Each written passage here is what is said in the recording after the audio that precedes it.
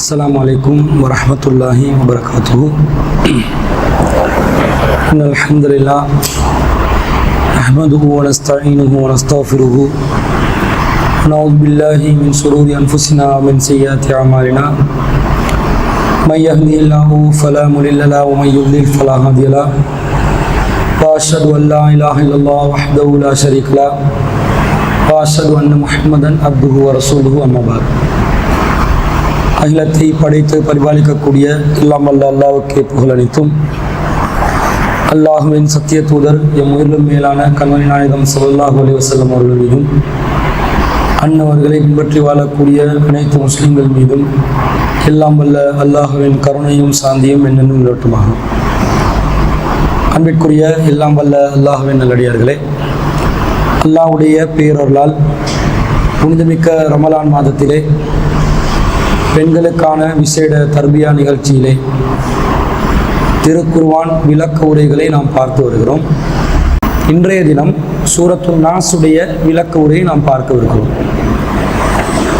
சூரத்துன் நாஸ் என்பது 114வது அத்தியாயமாக இருக்கிறது. நாஸ் என்று சொன்னால் மனிதர்கள் என்று அர்த்தம். மனிதர்கள் பற்றி சில விஷயங்கள் குறிப்பிடப்படுவதனால இந்த அத்தியாயத்தில் கடைசி வசனத்தில் மினல் ஜின்னத்தி வன்னாஸ் என்ற வார்த்தை வருது. அதே போன்றுக்குள்ள அவுது பி ரப்பின் நாஸ் என்று முதலாவது வார்த்தையில் நாஸ் வருது. மலிக்கின் நாஸ் என்று ரெண்டாவது வார்த்தையில் நாஸ் வருது. இலாயின் நாஸ் என்று மூணாவது வார்த்தையில் நாஸ் வருது. அஞ்சாவது வார்த்தையில் அல்லது ஃபி சுதூரின் நாஸ் என்று நாஸ் வருது. ஆறாவது வசனத்தில் மினல் ஜின்னத்தி வன்னாஸ் நாஸ் நாஸ் அதிகமாக வருது தானே. இதை வச்சு இதுக்கு சூரத்துன் நாஸ் என்றே பேரை வச்சுட்டாங்க. இது அல்லாவும் அல்லாவுடைய தூதரை வச்ச பேர் இல்லை. ஆனால் சூரத்துல் ஃபலக்குக்கும் சூரத்துன் நாஸுக்கும் அந்த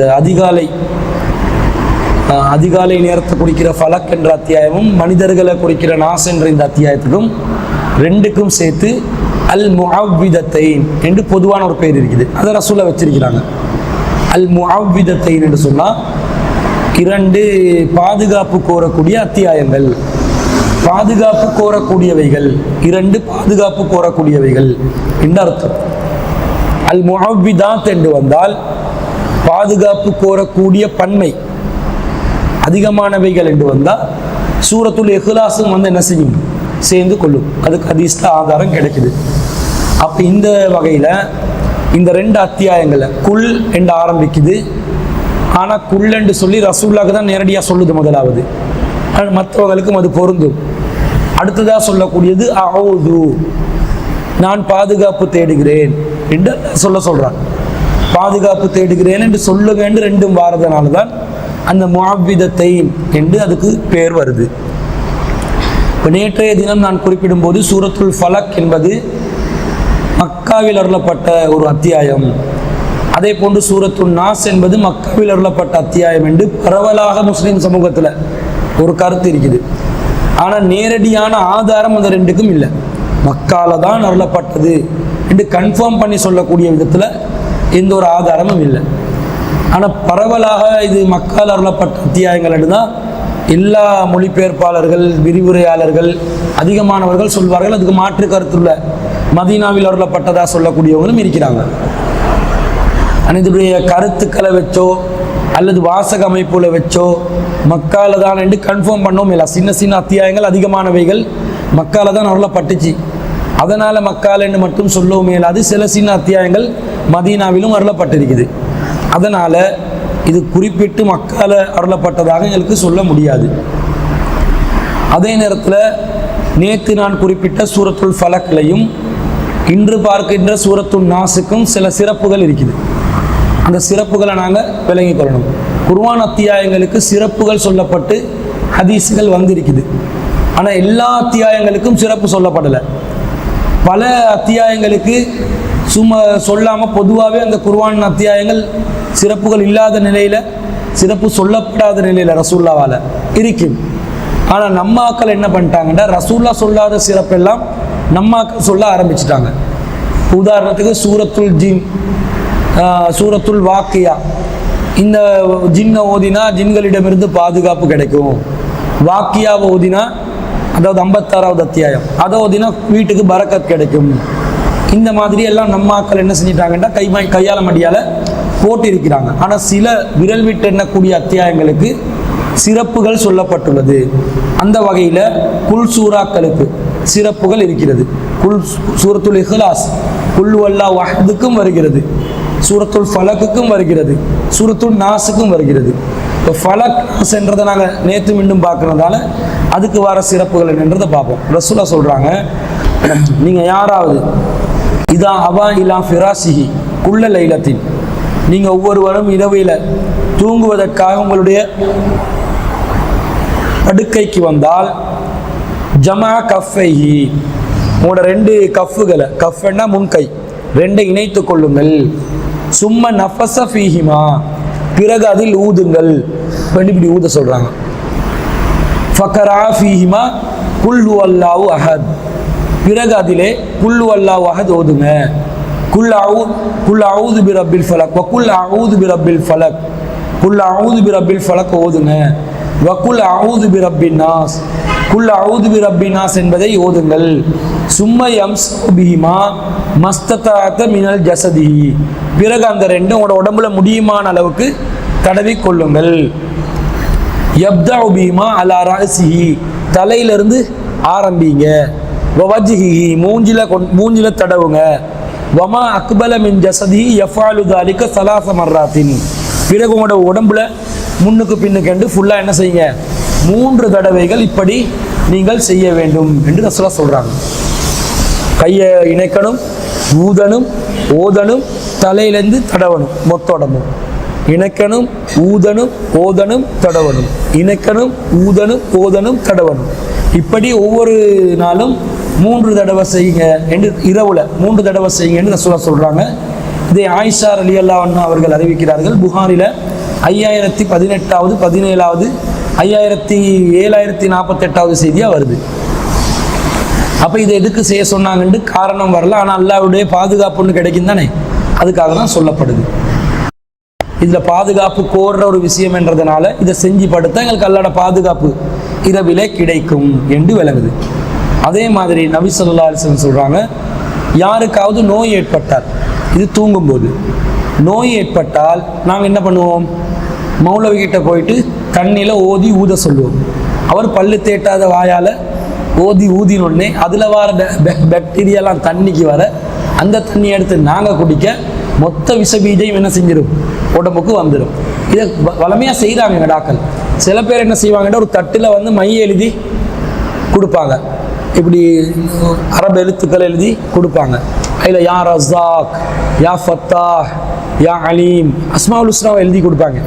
இதை கொண்டு போயிட்டு என்ன செய்யுது, பன்னீரை போட்டு தடவி அந்த மை எல்லாத்தையும் குடித்தோடனே மொத்தமாக காபன் எல்லாம் என்ன செய்யுது, உடம்புக்குள்ள மையில் காபன் தான் இருக்கும். காபன் வந்து உடம்புல ஈக்கவே கூடாது. காபன் உடம்புக்கு கேடு, கார்பன் டை ஆக்சைடும் கேடு, கார்பனும் கேடு. அடுப்பில் அடுப்பாங்கிற கருப்பு அதுதான் கார்பன். அதை தின்னேலுமா, பல்லு தீட்டலாம், தீட்டிட்டு துப்பணும். புழுங்கேலுமா, கார்பன் பல்லு தீட்டினா நல்லா இருக்குதுன்னு புழுங்கேலுமா. கார்பன் உடம்புக்கு நல்லம் இல்லை. சில தேவைகளுக்கு கார்பன் தேவை, ஆனால் உடம்புக்குள்ள கார்பன் சரி வராது. இந்த மையில் உள்ள எல்லாத்தையும் எடுத்து குடிக்கிறான். இவங்களுக்கு மண்டலம் மசாலாவே இல்லை. இதை தேய்ச்சி கரைச்சி குடிச்சோடனே, கரைச்சி குடிக்கிறது அல்லாட எழுத்துக்களை கரைச்சி குடித்தா அது வந்து உடம்புக்கு போயிட்டு ஏதாவது வேலை செய்யுமா, செய்யாது. இப்போ இன்னும் சொல்ல போனால், நாங்கள் ஒரு டாக்டர்கிட்ட போகிறோம், கடுமையான காய்ச்சல், கடுமையான சளி வருத்தம், இருமல், ஆஸ்மா அளவுக்கு இருக்குது, மூச்சு திணறல் வர அளவுக்கு இருக்குது. டாக்டர் வந்து ஒரு ப்ரிஸ்கிரிப்ஷன் எழுதி தராரு, நீங்கள் இந்த போய்ட்டு ஃபார்மசியில் இந்த மருந்து எடுங்க, அல்லது பாதி மருந்து எந்த கடையிலேயும் பாதி மருந்து அடுத்த கடையிலேயும் போய்ட்டு வாங்கிக்கோங்கடுவான். இந்த நான் என்ன பண்ணுறேன், எடுத்து வந்து அதை ப்ரிஸ்கிரிப்ஷனை பத்திரமா மடித்து அப்படியே ரோல் பண்ணி மேலில் வந்து ஒட்டிக்கொள்கிறேன். நோய் சோமாகுமா? இதை பார்த்தா கிறுக்குத்தனமாக இருக்குதா இல்லையா? கிறுக்குத்தனம் தானே. ப்ரிஸ்கிரிப்ஷன் எடுத்து ஃபார்மசியில் போய் மருந்து எடுத்து டைமுக்கு டைம் மருந்தை குடித்தா தான் என்ன செய்யும், நோய் குணமாகும். அப்போ அல்லாஹ் தஆலா குர்ஆன் வசனங்களை அல்லாஹ்வுக்கு நோய் நிவாரணம் அல்லாஹ் சொல்கிறான், இல்லாமல் இல்லை. இந்த குல் சூறாவை சொல்கிறான்ல நோய் நிவாரணம், அது ஓதல் எழுதி மேலே ஒட்டி கொண்டா அல்லது வீட்டில் தொங்க வைப்பாங்க. வீட்டை இந்த தம்ப தாடு ஒன்றில், செம்பு தாடு ஒன்றில் எழுதி வசனங்கள் எழுதி தொங்க விட்டுறது. தொங்க விட்டோடனே வீட்டில் இருக்கிற பலாய் முசீபத்தெல்லாம் அதுக்கு பட்டு ரிஃப்ளெக்ட் ஆகி ஓடுமென்று நினைக்கிறான். சரியான சயின்டிஸ்ட் மகள் நம்ம ஆக்கள். நிறைய வேலை பார்ப்பானுங்க. இந்த பேய் பிசாசெல்லாம் வராமிக்கிறதுக்காக வீட்டுக்கு என்ன பண்ணுவானுண்டா கான்கிரீட் ஆணி எடுத்து அடிக்கிறது. ரசோட காலத்தில் கான்கிரீட் ஆணி தானே இருந்துச்சு, செவத்தில் மூளைக்கு அது மூளையாக போயிட்டு தேடி அடிப்பாங்க. இந்த பள்ளியில் போயிட்டு மூளையில் அடிக்கிறது வந்து எத்தனை மூளையில் போயிட்டு ஆணி அடிக்கிறது? ஆணி அடித்தா வீடு டேமேஜ் ஆகுமா இல்லையா? இந்த மாதிரி மூளைக்கு, அதாவது கொஞ்சமும் சிந்திக்கிறல்ல, கொஞ்சமும் லாஜிக்கல் இல்லை வாழ்க்கையில். அங்கே வாழ்க்கையில் ஒரு ரெஷனாலிட்டி ஈக்கணுமே, ரெஷனாலிட்டி லாஜிக் ஈக்கணுமே, லாஜிக் மைண்டாக ஈக்கணும். அப்போ இதெல்லாம் இல்லாமல் சரி அல்லாஹ் சொன்ன ஆன்மீகமாக இருந்தால் லாஜிக் தேவையில்லை. புல் சூறாவெல்லாம் தடவை சொன்னால் என்ன லாஜிக்னு கேட்கலாம். சொன்னால் செய்யணும், சொல்லாததை நீ எதுக்கு செய்கிற? அப்போ லாஜிக்கை கேட்கத்தானே செய்யும். அல்லாஹ் ரசூலும் சொல்லலை, நீ சொல்கிறதுக்கு ஒரு நியாயம் இருந்தால் கூட பரவாயில்லை, ஒரு லாஜிக் ரேஷனல் இருந்தால் அதை நாங்கள் ஏற்றுக்கொள்ளலாம். ஒன்றுமே இல்லாட்டி ஏற்றுக்கொள்ள இயலாது என்றது அடிப்படை.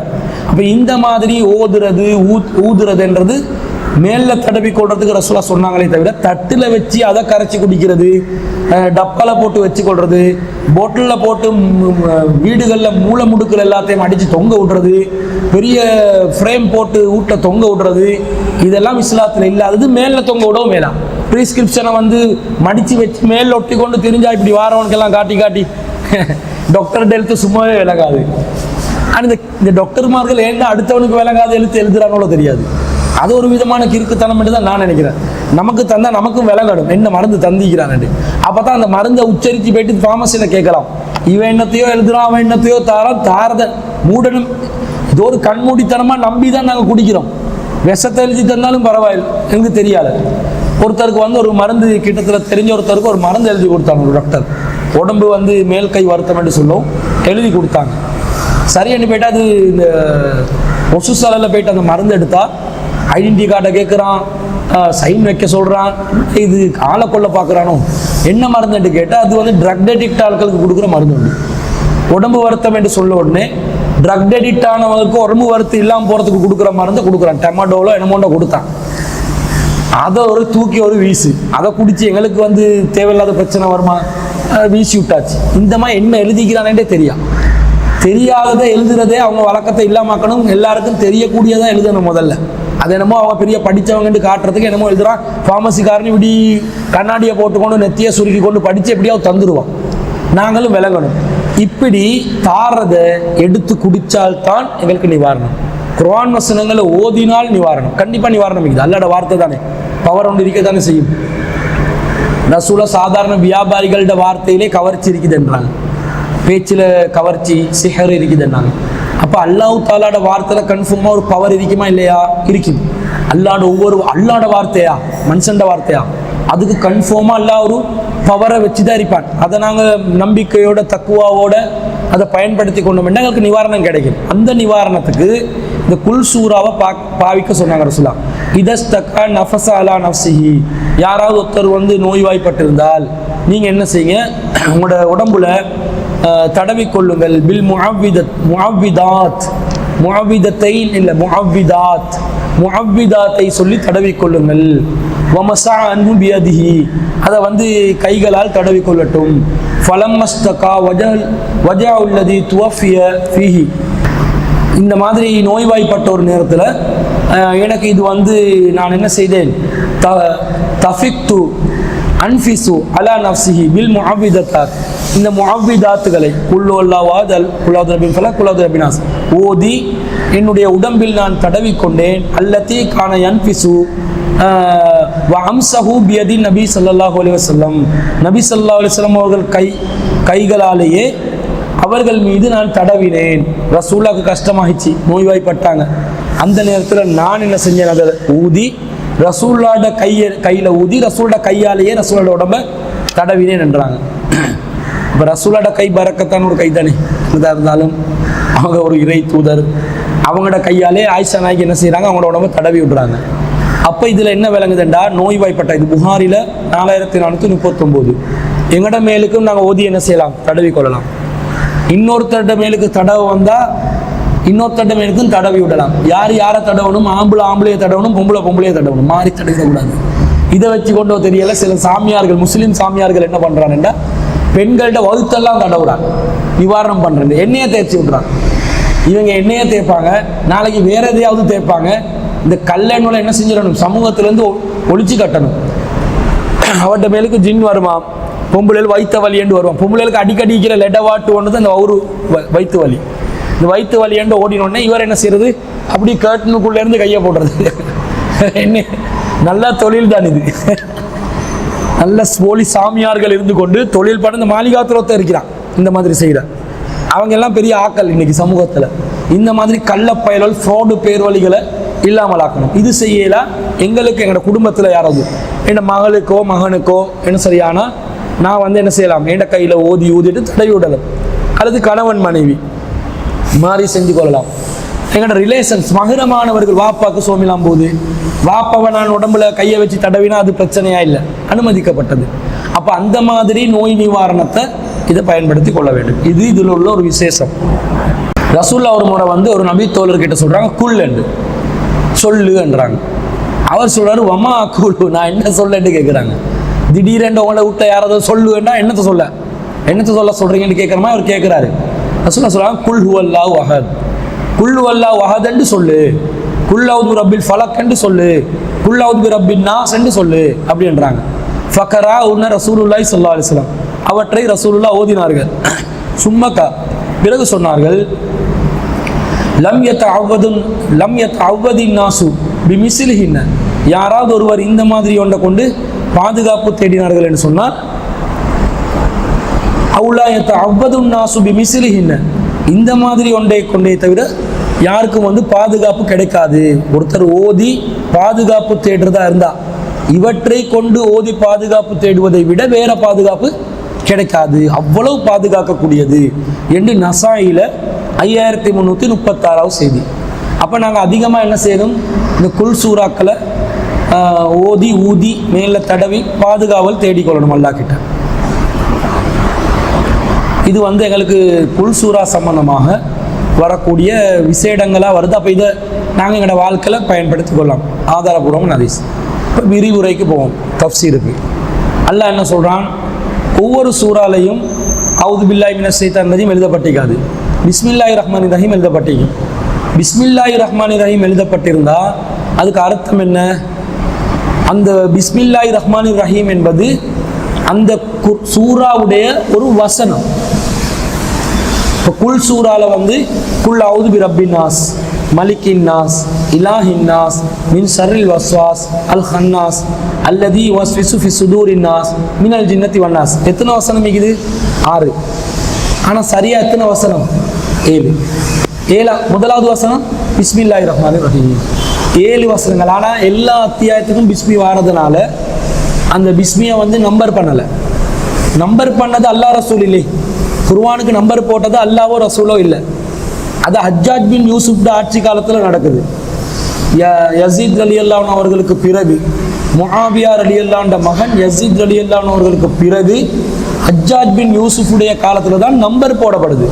ஹஜ்ஜாஜ் பின் யூசுப் என்பவர் ஒரு நல்ல ஆட்சியாளராக இருக்கலை இஸ்லாமிய வரலாற்றில். அவர் காபாக்குள்ளே யுத்தம் செஞ்சார். அப்துல்லா இப்னு ஜுபைரை பச்சையாக கொலை செஞ்சார்.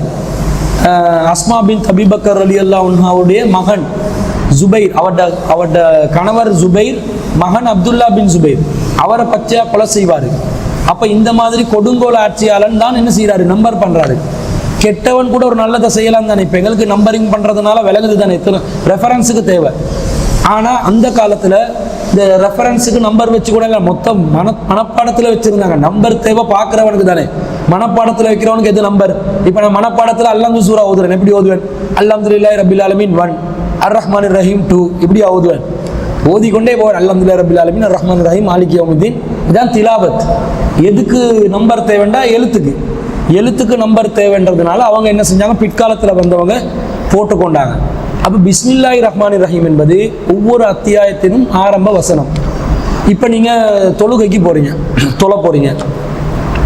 ரசூலா சொல்கிறாங்க லா ஸலாத்த லிமல்லம் யக்ரா பி ஃபாத்திஹத்தில் கிதாப், யார் ஒருத்தர் சூரா ஃபாத்தியா ஓதவில்லையோ அவருக்கு தொழுகை இல்லை என்று ரசூலா சொல்கிறாங்க. சூரா ஃபாத்தியா ஓதாதவருக்கு தொழுகை இல்லைன்னு சொன்னால் அவர் வந்து எதிலிருந்து ஓதணும்? எந்த வசனத்தை? பிஸ்மில்லாஹிலிருந்து ஓதணும். பிஸ்மில்லாஹிர் ரஹ்மானிர் ரஹீம், அல்ஹம்துலில்லாஹி ரப்பில் ஆலமீன், அர் ரஹ்மானிர் ரஹீம். ஆனால் நாங்கள் ஜமாத் செய்யும் போது இமாம் பிஸ்மி என்ன செய்வார்? சப்தமாக ஓத மாட்டார். ஏன்னா ரசூலோட காலத்தில் அபூபக்கர்லான காலத்தில், உமர்லான காலத்தில், உஸ்மான்லான காலத்தில், இவங்க எல்லா காலத்திலையும் மனசு சொன்னால் நான் பின்னாடி இருந்து தொழுந்திருக்கிறேன். அவங்க பிஸ்மியை வந்து சப்தமாக ஓத மாட்டாங்க. ஆனால் பிஸ்மியை ஓதணும். ஏண்டா சூரா ஃபாத்தியா இல்லாதவனுக்கு தொழுகை இல்லைண்டா சூரா ஃபாத்தியால முதலாவது வசனம் எது? சூரா ஃபாத்தியாலையும் பிஸ்மில்லா தான். அல்ஹம்துலில்லாஹி ரப்பில் ஆலமீன் ரெண்டாவது வசனம். ஆனால் நாங்கள் எங்களோட வசதிக்கு ஒன்றாவது வசனமாக வச்சுக்கிறோம். பிஸ்மில்லா என்பதும் ஒரு வசனம் என்பதனால் சூரா ஃபாத்தியா ஓதுபவர் பிஸ்மில்லா ஓதாம சூரா ஃபாத்தியா ஓதினா அவருடைய தொழுகை பாத்தில் ஆகிடும். பிஸ்மியை சப்தம் இல்லாமல் ஓதணும். சப்தம் போட்டு தான் ஓதக்கூடாதே தவிர சப்தம் இல்லாமல் ஓதணும். தனியாக ஓதும் போது எப்படியும் சப்தம் இல்லாமல் தானே ஓதுவோம். ஆனால் ரொம்ப ஓவரா மைண்டுக்குள்ளாலே ஓதக்கூடாது. சில பேர் வந்து தனியாக தொழும் போது இப்படி அண்டுவாங்க. அப்போ என்ன அது அர்த்தம்? மனசுக்குள்ளால் ஓதுறாங்க. மனசுக்குள்ள நினைச்சு கொண்டு இருக்கக்கூடாது. அத்தியாயத்தை ஓதணும். நினைச்சு கொண்டு தான் மனசுல எல்லாமே நினைவு வருமே. தொழும்போது உங்களுக்கு வர நினைவுகளை கொஞ்சம் பட்டியல் போட்டு பாருங்க. சாதாரண நேரத்தில் வராத எல்லா ஃபித்னாவும் தொழும்போது வரும். பொம்பளைகளுக்கு விசேஷமா தக்பீர் கட்டினோடனே அடுப்புல வச்சது என்ன ஆச்சோ தீஞ்சி போச்சோ தெரியாது. இது மனசுல ஓடிக்கொண்டிருக்கும். வாயால வராது. மனசுல நினைக்கிறது ஓதுதல் என்றா இதுவும் ஓதுதல்ல வந்துடும். அடுப்பில் வைத்தது தீஞ்சி போச்சதோ இல்லையோ அரபு வசனம் இப்படியெல்லாம் வந்துருவேன். இது ஓதுதல்ல வரும். மனசால ஓதுறது இல்லை. எப்படி ஓதணும்? எங்களுக்கு விளங்கணும். அர் ரஹ்மான் ரஹீம் மாலிக். சில பேர் பாருங்க எக்ஸ்பிரஸ் கோச்சாட்டம் சொல்லுவாங்கன்னா மனசால ஓதுறதுதான். மனசால ஓதும் போது கிரண்டு இழுப்பட்டு கொண்டு போகும். அப்ப நாங்க எங்களுக்கு அதுக்காக தொழும் போது தனியா தொழும் போது அவுது பில்லாஹி மினஷ் ஷைத்தானிர் ரஜீம் படுக்கிறவன் எல்லாத்தையும் எழுப்பாட்டி கொண்டு ஓதக்கூடாது. ஏச்சி வாங்க வரும். இப்போ அளவா ஓதணும். இப்படி ஓதும் போது பிஸ்மியை நாங்க ஓதணும். ஜமாத்தா இருந்தா சப்தம் இல்லாமல், ஜமாத் இல்லாமல் இருந்தால் எங்கள் அளவுக்கு ஓதணும் கட்டாயம். இந்த பிஸ்மில்லாஹிர் ரஹ்மானிர் ரஹீமை நாங்கள் ஓதாமல் தொழுதால் சூரா ஃபாத்தியாக்கு பாத்தில் ஆகிடும். ஏன்னா சூரா ஃபாத்தியான வசனம் சூரா ஃபாத்தியா இல்லாதவனுக்கு தொழுகை இல்லைன்ட்டாங்க. வேற சூறாக்கள் ஓதும் போது கட்டாயம் ஓதணும் என்றது இல்லை. இது வசனம் தான். இப்போ ஒரு குர்ஆன் அத்தியாயத்தை நாங்கள் சின்ன சூறா ஓதுறோம் தானே. பெரிய சூறாவுண்ட ஓதுறோம், சின்ன சூறாவுண்ட ஓதுறோம்.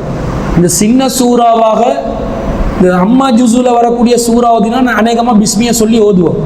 பக்ரால ஓதுறதா இருந்தா, பக்ரால ஆரம்பத்தில் ஓதுறதா இருந்தா அலிஃப் லாம் மீம்லேருந்து ஸ்டார்ட் பண்ணுறது இருந்தால் பிஸ்மில்லாஹிர் ரஹ்மானிர் ரஹீம் அலிஃப் லாம் மீம் என்று ஓதுவோம். அப்படி இல்லாமல் இடையில ஓதுறதா இருந்தா பக்ரால இடையில சில வசனங்கள் ஓதுவோம் தானே. அப்படி ஓதுறதா இருந்தா என்ன பண்றது? பிஸ்மி சொல்லணுமா? சொல்ல தேவையில்லையே. ஆரம்பத்தில் தான் பிஸ்மி, இடையில பிஸ்மி வராது. உங்களுக்கு விளங்குதா? பிஸ்மி என்பது அத்தியாயத்தின் ஆரம்ப வசனம். அப்ப ஆரம்பத்திலிருந்து ஓதுறதா இருந்தா தான் பிஸ்மில்லாஹிர் ரஹ்மானிர் ரஹீம் என்று ஓதணும். இடையில ஓதுறதா இருந்தா பிஸ்மியை போட்டு ஓத வேண்டிய அவசியம் இல்லை. நீங்க இடையில உதாரணத்துக்கு சூரா பக்ரால ஓதுறீங்க. وَإِن كُنتُمْ فِي رَيْبٍ مِّمَّا نَزَّلْنَا عَلَى عَبْدِنَا فَأْتُوا بِسُورَةٍ مِّن مِّثْلِهِ وَادْعُوا شُهَدَاءَكُم مِّن دُونِ اللَّهِ إِن كُنتُمْ صَادِقِينَ فَإِن لَّمْ تَفْعَلُوا وَلَن تَفْعَلُوا فَاتَّقُوا النَّارَ الَّتِي وَقُودُهَا النَّاسُ وَالْحِجَارَةُ وَأُعِدَّتْ لِلْكَافِرِينَ وَبَشِّرِ الَّذِينَ آمَنُوا وَعَمِلُوا الصَّالِحَاتِ أَنَّ لَهُمْ جَنَّاتٌ تَجْرِي مِن تَحْتِهَا الْأَنْهَارُ كُلَّمَا رُزِقُوا. இப்படி ஒரு அத்தியாயத்துல இடையில ஓதுறீங்க. இடையில ஓதும் போது பிஸ்மில்லாஹிர் ரஹ்மானிர் ரஹீம் ஃபைன் குன்தும் ஃபீ ரைபின் என்று ஓதுறது இல்லை. ஆரம்பத்தில் சூரா பக்ரா ஓதுறதா இருந்தா பிஸ்மில்லாஹிர் ரஹ்மானிர் ரஹீம் அலிஃப் லாம் மீம் தாலிகல் கிதாப் லா ரைப ஃபீஹி ஹுதல் லில் முத்தகீன் இப்படி ஓதணும். புரியுதா உங்களுக்கு? ஆரம்பத்தில் தான் பிஸ்மி வரணும், இடையில பிஸ்மி வராது. இடையில ஓதுபவர்கள் பிஸ்மி சொல்லாமலே ஓதலாம். எண்டு இருக்கும் பொழுது இப்போ நான் சின்ன சூறாவோட ஓதுறேன். தொழுகையில் அநேகமாக நாங்கள் தொழுகையில் என்ன சூறா ஓதுவோம்? சூரத்துல் ஃபலக்கும் சூரத்துல் நாசும் சூரத்துல் இஹ்லாஸும். தெளிவியா குல்லு அல்லாஹு அஹத் அல்லாஹு ஸமத் லம் யலித் வலம் யூலத் வலம் யகுல் லஹு குஃபுவன். முடிஞ்சே. இன்னா இல்லாட்டி இன்னா ஆத்தைனாக்கல் கௌசர் இல்லாட்டி வல்லாசர் இன்னல் இன்சான லஃபீ யுஸ்ர். குயிக்கா ஓதுறது போல தான் ஓதுறது. இப்படி ஓதும் போது பிஸ்மி ஓதுவது கட்டாயமா? பிஸ்மி ஓதி கொண்டு ஓதினா நல்லது. ஆரம்ப வசனம் என்றதுனால அந்த அத்தியாயத்தில் ஆரம்ப வசனம். பிஸ்மி ஓதாமல் ஒருத்தர் வல் அஸ்ர் என்று ஓதுறாரு, இவர்கிட்ட தொழுகை பாத்தில் ஆகாது. ஏன் தெரியுமா? மொத்த சூறாவை ஓதுறதா இருந்தால் பிஸ்மியோடையும் ஓதலாம், அல்லது ஒரு சூறாட சில வசனங்களும் ஓதலாம் என்று இருக்குது தானே. அந்த மாதிரி பிஸ்மியை விட்டுட்டு ஒருத்தர் சூறாவை ஆரம்ப வசனத்திலேருந்து நம்பர் போடப்பட்ட ஆரம்ப வசனத்திலேருந்து ஓதினாரெண்டா, பிஸ்மியை சொல்லாமல் ஓதினாரெண்டா அவர் குர்ஆன் ஓதியவராக கருதப்படுவார், முழு அத்தியாயத்தை ஓதினவராக கருதப்பட மாட்டார்.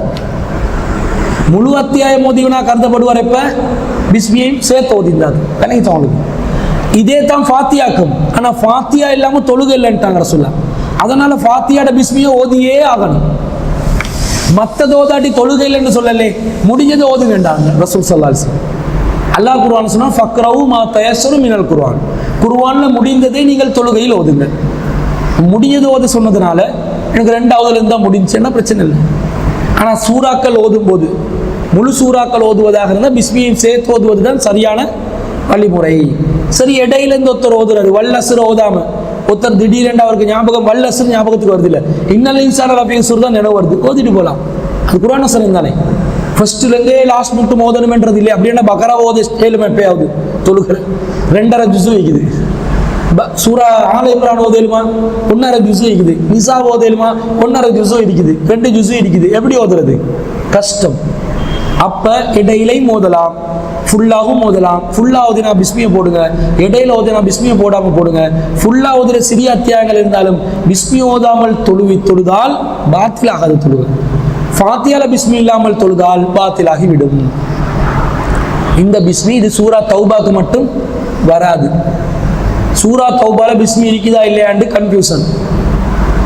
ஏன்டா ரசூல்லா பிஸ்மியை போட சொல்லல சூரா தௌபாக்கு. அதனால உஸ்மான் ரலியல்லாஹு சொல்றாங்க, இது சூரா அன்ஃபால்ட கண்டினியூவா தொடர்ச்சியா வரக்கூடியதா அல்லது இது ஒரு புதிய அத்தியாயம் என்று எனக்கு தெரியவில்லை. கருத்தை பார்க்கும்போது அன்ஃபால்ல யுத்தங்கள் சம்பந்தமா வருது, தௌபாலையும் யுத்தங்கள் சம்பந்தமா தான் வருது. பாருங்க அர்த்தத்தை பாருங்க, டிரான்ஸ்லேஷன் பாருங்க. அப்ப அது ரெண்டு கண்டினியூட்டியா இருந்தா பிஸ்மி போட தேவையில்லை. கண்டினியூட்டி இல்லாம தனி அத்தியாயமா இருந்தா பிஸ்மி போடணும். தனி அத்தியாயம் என்று ரசூலுல்லாஹ் சொல்லியிருந்தா தான் பிஸ்மி போடலாம். ரெண்டும் கன்ஃபியூஸ்ன்றதுனால அது தனி அத்தியாயமாக வச்சாங்க, ஆனால் பிஸ்மி போடாமல் வச்சாங்க. நீங்க விரும்பினா குர்ஆன்ல அத்தியாயங்கள் 113 தான் என்று சொன்னால் சொல்லலாம். இப்ப சூரா தௌபாவையும் அன்ஃபாலையும் ஒன்றா சேர்த்து 113 அத்தியாயங்கள், இல்ல ரெண்டா பிரிச்சா 114 அத்தியாயங்கள் இப்படின்னு சொல்லலாம். எங்களுக்கு நம்பர் மேட்டர் இல்லை, குர்ஆன்ல கண்டென்ட் தான் மேட்டர். எப்படி நம்பர் போட்டாலும் எப்படி கண்டென்ட் வந்தாலும் குர்ஆன்ல உள்ள வசனங்கள்ல மாற்றம் இல்லை. குர்ஆனுக்கு எத்தனை வசனங்கள் இருக்குதுன்றதுல நம்ம சமூகத்துல கருத்து வேறுபாடுக்குது. சில பேர் சொல்லுவாங்க 6666, ஆனா அப்படி இல்லை, 6236 தான் இருக்குது. அப்ப இதுக்கு நம்பர் சேஞ்சுக்கு காரணம் என்னது? வசனங்களை யாராவது பைபிள்ல கூட்டி குறைச்ச மாதிரி குர்ஆன்ல கூட்டி குறைச்சாங்களா? இல்லை. குர்ஆன்ல அப்படி வசனங்களை வச்சு பார்க்கல. நம்பரிங் பண்ணும்போது அந்த ராகத்தை பார்த்து தாலமூன் யஃஅலூன் தஃஅலூன் என்று முடியுமே, அதை பார்த்து நம்பர் போட்டாங்க. சில நேரம் எழுவாய் ஒரு வசனத்திலையும் பயனிலை இன்னொரு வசனத்திலையும் விற்கும், சப்ஜெக்ட் ஒரு வசனத்திலையும் ஆப்ஜெக்ட் இன்னொரு வசனத்திலையும் விற்கும். ப்ரெடிகேட் சப்ஜெக்டும் ஆப்ஜெக்டும் ஒன்றுல வந்தால் தானே அது வசனம். சப்ஜெக்ட் ஒன்றுல நான் என்று நிப்பாட்டி 1வது வசனம், அங்கே 2வது வசனம், சென்றேன் 3வது வசனம். யாராவது சொல்லுவானா? நான் அங்கே சென்றேன் என்பது ஒரு வசனம். ஆனால் குர்ஆன்ல வரும், இவங்க நம்பர் பண்ணிக்கிறாங்க. அல்லாஹ் மூசா அலைஹிஸ்ஸலாம் சொல்லுவாங்க, நீங்கள் இருவரும் செல்லுங்கள், அது ஒரு வசனம். ஃபிரௌனிடம் 2வது வசனம், நீங்கள் இருவரும் ஃபிரௌனிடம் செல்லுங்கள் என்றுதான் முழு வசனம். அப்ப ஹஜ்ஜாஜ் பின் யூசுப் நம்பர் போடும்போது மிஸ்டேக் கொண்டா பண்ணியிருக்கிறார். ஆனா குர்ஆன் வசனத்தை இல்லாமக்கல. இருவரும் ஃபிரௌனிடம் செல்லுங்கள் என்றது இருக்குது. ஓதும் போது கண்டினியூவா தான் வரும். இருவரும் 1வது ஆயத் செல்லுங்கள் 2வது ஆயத் என்று ஓதுறது இல்லை நாங்க. அதனால ஓதும் போது திலாவத் சரியா வரும். எழுதும் போது என்ன செய்யும்? நம்பரை மாற்றி விட்டிக்கிறாங்க. அப்ப இதெல்லாம் ஒரு வசனமா வரும். இப்படி சேஞ்சில் தான் என்ன நடக்குதுண்டா, இது குர்ஆனுக்கு மட்டும் இல்லை, புகாரி மொழிபெயர்ப்பாங்க சில பேர். இங்கிலீஷ் டிரான்ஸ்லேஷனும் தமிழ் டிரான்ஸ்லேஷனும் புகாரியை நீங்க எடுத்து செக் பண்ணி பாருங்க, நெட்ல இருக்குது தானே. நான் வேணுமெண்டா தமிழ் மொழிபெயர்ப்பு வார அந்த மொத்த டிரான்ஸ்லேஷன் தமிழ் ஹதீஸுகள் எல்லாம் வார லிங்க் தாரேன், செக் பண்ணுங்க. உங்களுக்கு தும்மை வைக்கிற நேரம் அது வாசிக்கணும். தமிழில் இருக்குது, இங்கிலீஷ்லேயும் இருக்குது. இங்கிலீஷில் நீங்கள் உங்களுக்கே தேடிக்கொள்ளையிலுமே தமிழில் தான் தேடுறது. சிலதுகள் எங்கே இருக்குதுன்னு விளங்காது. நீங்கள் எடுத்து பார்த்தீங்கன்னா இங்கிலீஷ்லேயும் எல்லா ஹதீஸ் கிரந்தங்களையும் டிரான்ஸ்லேஷன் இருக்கிற ஒரு வெப்சைட் இருக்குது. ஈஸி உங்களுக்கு. அதில் எந்த அளவுக்கு ஈஸியண்டா, அரபு வார்த்தையை டைப் பண்ணாலும் ஹதீஸை தரும், இங்கிலீஷ் வார்த்தையை டைப் பண்ணாலும் ஹதீஸை தரும். லேஸ் தேட. கீழே ஃபுட் நோட்டும் போட்டிருப்பாங்க. நரேஷன் ஒத்தன்டிகேஷன், இது சஹியானதா பலவீனமானதா, முடிஞ்ச அளவுக்கு அது முழுசாக நம்பக்கூடாது, மேக்சிமம் அவங்க ட்ரை பண்ணிக்கிறாங்க. அப்போ இதை வந்து நாங்கள் அந்த புகாரி மொழிபெயர்ப்பு, தமிழில் மொழிபெயர்ப்பு, சிங்கள மொழி, இங்கிலீஷ் மொழிபெயர்ப்பு எடுத்தாலும் அதுலேயும் டிஃப்ரெண்ட் ஆகுது. நம்பர் ஒரே நம்பர் வருது இல்லை. ஏன்னா சில பேர் 2 ஹதீஸை ஒன்றா சேர்த்து மொழிபெயர்த்திப்பாங்க, சில பேர் அதை 2 ஹதீஸாக மொழிபெயர்த்திப்பாங்க. எப்படி நடக்கும் இதை பார்க்கணும். அப்போ பிஸ்மி சம்பந்தமான விளக்கம் இது. இப்போ பிஸ்மி கட்டாயமாக என்ன செய்யணும்? பிஸ்மி என்றது இன்னும் சொல்ல போனால் நீங்கள் பிஸ்மில்லாஹிர் ரஹ்மானிர் ரஹீம் எப்போ சொல்லணும், பிஸ்மில்லா எப்போ சொல்லணும் சொல்லுங்க பாப்போம். பிஸ்மில்லாஹிர் ரஹ்மானிர் ரஹீம் என்று சொல்றதா, பிஸ்மில்லாண்டு மட்டும் சொல்றதா? குர்ஆன் ஓதும் போது பிஸ்மில்லாஹிர் ரஹ்மானிர் ரஹீம் தான் சொல்லணுமே, அப்படிதான் வந்திக்குது. தின்னும் போது பிஸ்மில்லா மட்டும் சொல்லுவீங்களா, பிஸ்மில்லாஹிர் ரஹ்மானிர் ரஹீம் சொல்லுவீங்களா? பிஸ்மில்லா மட்டும். அர் ரஹ்மானிர் ரஹீமை சேர்த்து தப்பா இல்லைண்டுவீங்க, ஓண்டுவீங்க, 2 கருத்து வரும். அடிப்படை என்னடா, ரசூல்லா எதுக்கு பிஸ்மில்லாஹிர் ரஹ்மானிர் ரஹீம் என்று சொன்னாங்களோ, பிஸ்மில்லாஹிர் ரஹ்மானிர் ரஹீம் தான் நீங்கள் சொல்ல வேண்டும் என்று எதுக்கு சொன்னாங்களோ அதுக்கு பிஸ்மில்லாஹிர் ரஹ்மான் ரஹீம் ஃபுல்லா சொல்லணும். ரசூல்லா எதுக்கு பிஸ்மில்லா என்று சொன்னார்களோ அதுக்கு பிஸ்மில்லா என்று மட்டும்தான் சொல்லணும். ரசூல்லா பொதுவா அல்லாஹ்வின் பெயரை சொல்லுங்கள், சம்மில்லா அல்லாஹ்வின் பெயரை சொல்லுங்கள் என்று பொதுவாக சொன்னா பிஸ்மில்லாவும் சொல்லலாம், பிஸ்மில்லாஹிர் ரஹ்மானிர் ரஹீமும் சொல்லலாம். புரியுதா? சரியா இருக்குது தானே நேர்கோடா? இப்போ உதாரணத்துக்கு ரசூல்லா ஒரு சிறுவர் வந்து சாப்பிடுவார் தட்டில், ரசூல்லா சொல்றாங்க சம்மில்லா அல்லாஹ்வின் பெயரை சொல்லுங்கள்னு சொல்றாங்க. இப்போ நான் சொன்ன இந்த அளவுகோலின் பிரகாரம் சாப்பிடும்போது பிஸ்மில்லா சொல்லவும் மேலும், பிஸ்மில்லாஹிர் ரஹ்மானிர் ரஹீம் சொல்லவும் மேலும். ஆனால் நபி ஸல்லல்லாஹு அலைஹி வஸல்லம் அந்த சிறுவன் சம்மில்லா என்று சொன்ன அந்த சிறுவனுக்கு வேறொரு ஹதீஸ்ல பிஸ்மில்லா என்று சொல்லு சொன்னதா வருது ஹதீஸ். அந்த ஹதீஸ் மட்டும் வந்திருந்தா சம்மில்லா அல்லாஹ்வின் பெயரை சொல்லு என்று மட்டும் வந்திருந்தா 2ஐயும் சொல்லலாம் என்று வரும். வேறு ரிவாயத்துகள்ல பிஸ்மில்லா என்று சொல்லு என்று சொன்னதனால சாப்பிடும்போது பிஸ்மில்லா என்று மட்டும்தான் சொல்லணும். இதுதான் நபி வழி. இந்த ரசூலாக்கு எந்த இடத்துல ரஹ்மானிர் ரஹீம் சேர்க்கணும், எந்த இடத்துல பிஸ்மில்லா சொல்லணும் என்று ரசூலாக்கு தெரியாதா? தெரியும். ரசூலா வழிகாட்டின மாதிரி எங்களோட வாழ்க்கையை. ஆனா நம்ம ஆக்கள் 2ஐயும் விட்டுட்டு பிஸ்மில்லாஹி வாலா பரக்கத்து இல்லான்னு தின்றான். தின்னும் போது அவனுக்கு பரக்கத்து வேணுமா? இல்லாட பரக்கத்தா வேணும், பரக்கத்தா வேணும். நம்ம ஆக்களுக்கு பரக்கத்து என்னன்னு தெரியாது. பரக்கத் மஹால்னு போட்டுக்கிறாங்க ஒரு ஃபிளட்டுக்கு, பரக்கத் மஹால் ஃபிளட்டுக்கு பேர் பரக்கத் மஹால். தட்டு தட்டா இது பரக்கத்தாய் கட்டணும். அதுல போயிட்டு ஒவ்வொரு படியில கையை வச்சு இடிஞ்சு விழுது, பேரு பரக்கத் மஹால். ஆனா கையை வச்சோடனே படி இடிஞ்சு விழுது. இது இல்ல பரக்கத். பரக்கத் என்று சொல்வது குவான்டிட்டி இல்ல, குவாலிட்டி. அதிகமாக இருப்பது பரக்கத் அல்ல, தரமாக இருப்பதே பரக்கத். கொஞ்சமாக இருந்தாலும் புரோசனமா இருக்கணும். நிறைய பொரிச்ச மீன், நிறைய பொரிச்ச சாப்பாடு, நிறைய ரோல்ஸ், கட்லட் எல்லாத்தையும் வச்சு நோம்பு திறக்கிறோம். என்னது எண்ணெய், பொரிச்ச எண்ணெய். ஒரே எண்ணெயில் 2-3 கிழமையா பொரிப்பாங்க. நாங்கள் வீட்டில் இப்போ தான் வீட்டில் கட்லட் ரோல்ஸ் எல்லாம் நோம்பு திறக்கிறோங்க. இப்போ யாரும் செய்யலையா? பெட்டிஸ் அச்சி கண்டிக்கிறீங்களா நீங்கள்? பெட்டிஸ்க்கு போடுற அச்சி அதை கூட கண்டில்லை நம்ம பொம்பளை பிள்ளை. ஏன்டா வீட்டில் செய்கிறதே இல்லை. வச்சிருந்தாங்க, அது இரும்புலெல்லாம் இருக்கும். இப்போ பிளாஸ்டிக்கில் வருது. அதை கூட காணாத பொம்பளை பிள்ளைகள் இருக்கிறாங்களா இல்லையா? வீட்டு வேலை செய்யறதில்ல. உம்மா மகளோட குத்தம் இது. தேவையான வயசுக்கு பழக்கிறதில்ல. பாவம் மகள், பாவம், நல்லா படு, பாவம் நல்லா படுன்னு படுக்க விட்டு வளர்க்குறது. டைமுக்கு எழுப்பாட்டி விட்டுறணும். லீவு நாளாக இருந்தாலும் எழுப்பி வேலையை செய். தூறு, துவை, படி, ஒழுங்கா இரி, குழி. சிலதுகள் குளிக்காது, குழின்னு சொல்லணும் டெய்லி. இதெல்லாம் டைமுக்கு டைம் என்ன செய்யணும்? பழக்கி விட்டுறணும். அப்போ இந்த மாதிரி இந்த பரக்கத்துன்றது, நாங்கள் இந்த நிறைய சாப்பாடு சாப்பிட்றது இல்லை பரக்கத். இருக்கிற சாப்பாடு ஆரோக்கியமாக சாப்பிட்டுக்கொள்ளும், இதுதான் பரக்கத். அப்படிங்க பிஸ்மில்லாஹி வாலா பரக்கத் இல்லைன்றது ஹதீஸ்ல ஆதாரம் வரலை. நிறைய தப்லீக் சகோதரர்கள் பிஸ்மில்லாஹி வாலா பரக்கத் இல்லைன்னு செய்கிறாங்க, நிறைய முஸ்லீம்கள் செய்கிறாங்க. இதுக்கு ஆதாரம் இல்லை. இது பிஸ்மில்லாக்குரிய விளக்கம். இப்போ நாங்கள் வசனங்களுக்கு போகிறோம். அல்லாஹ் சொல்கிறான், குல் நபியை சொல்லுங்க, அஊது பி ரப்பின் நாஸ், மனிதர்களின் இறைவனிடம், ரப் என்றா இறைவன், பாதுகாவல் தேடுகிறேன் என்று சொல்லுங்க. மலிக்கின் நாஸ், அல்லாட சிஃபத் அல்லாஹ் விளங்கப்படுத்துறான். மலிக்கின் நாஸ், அவன் மனிதர்களின் அரசன்.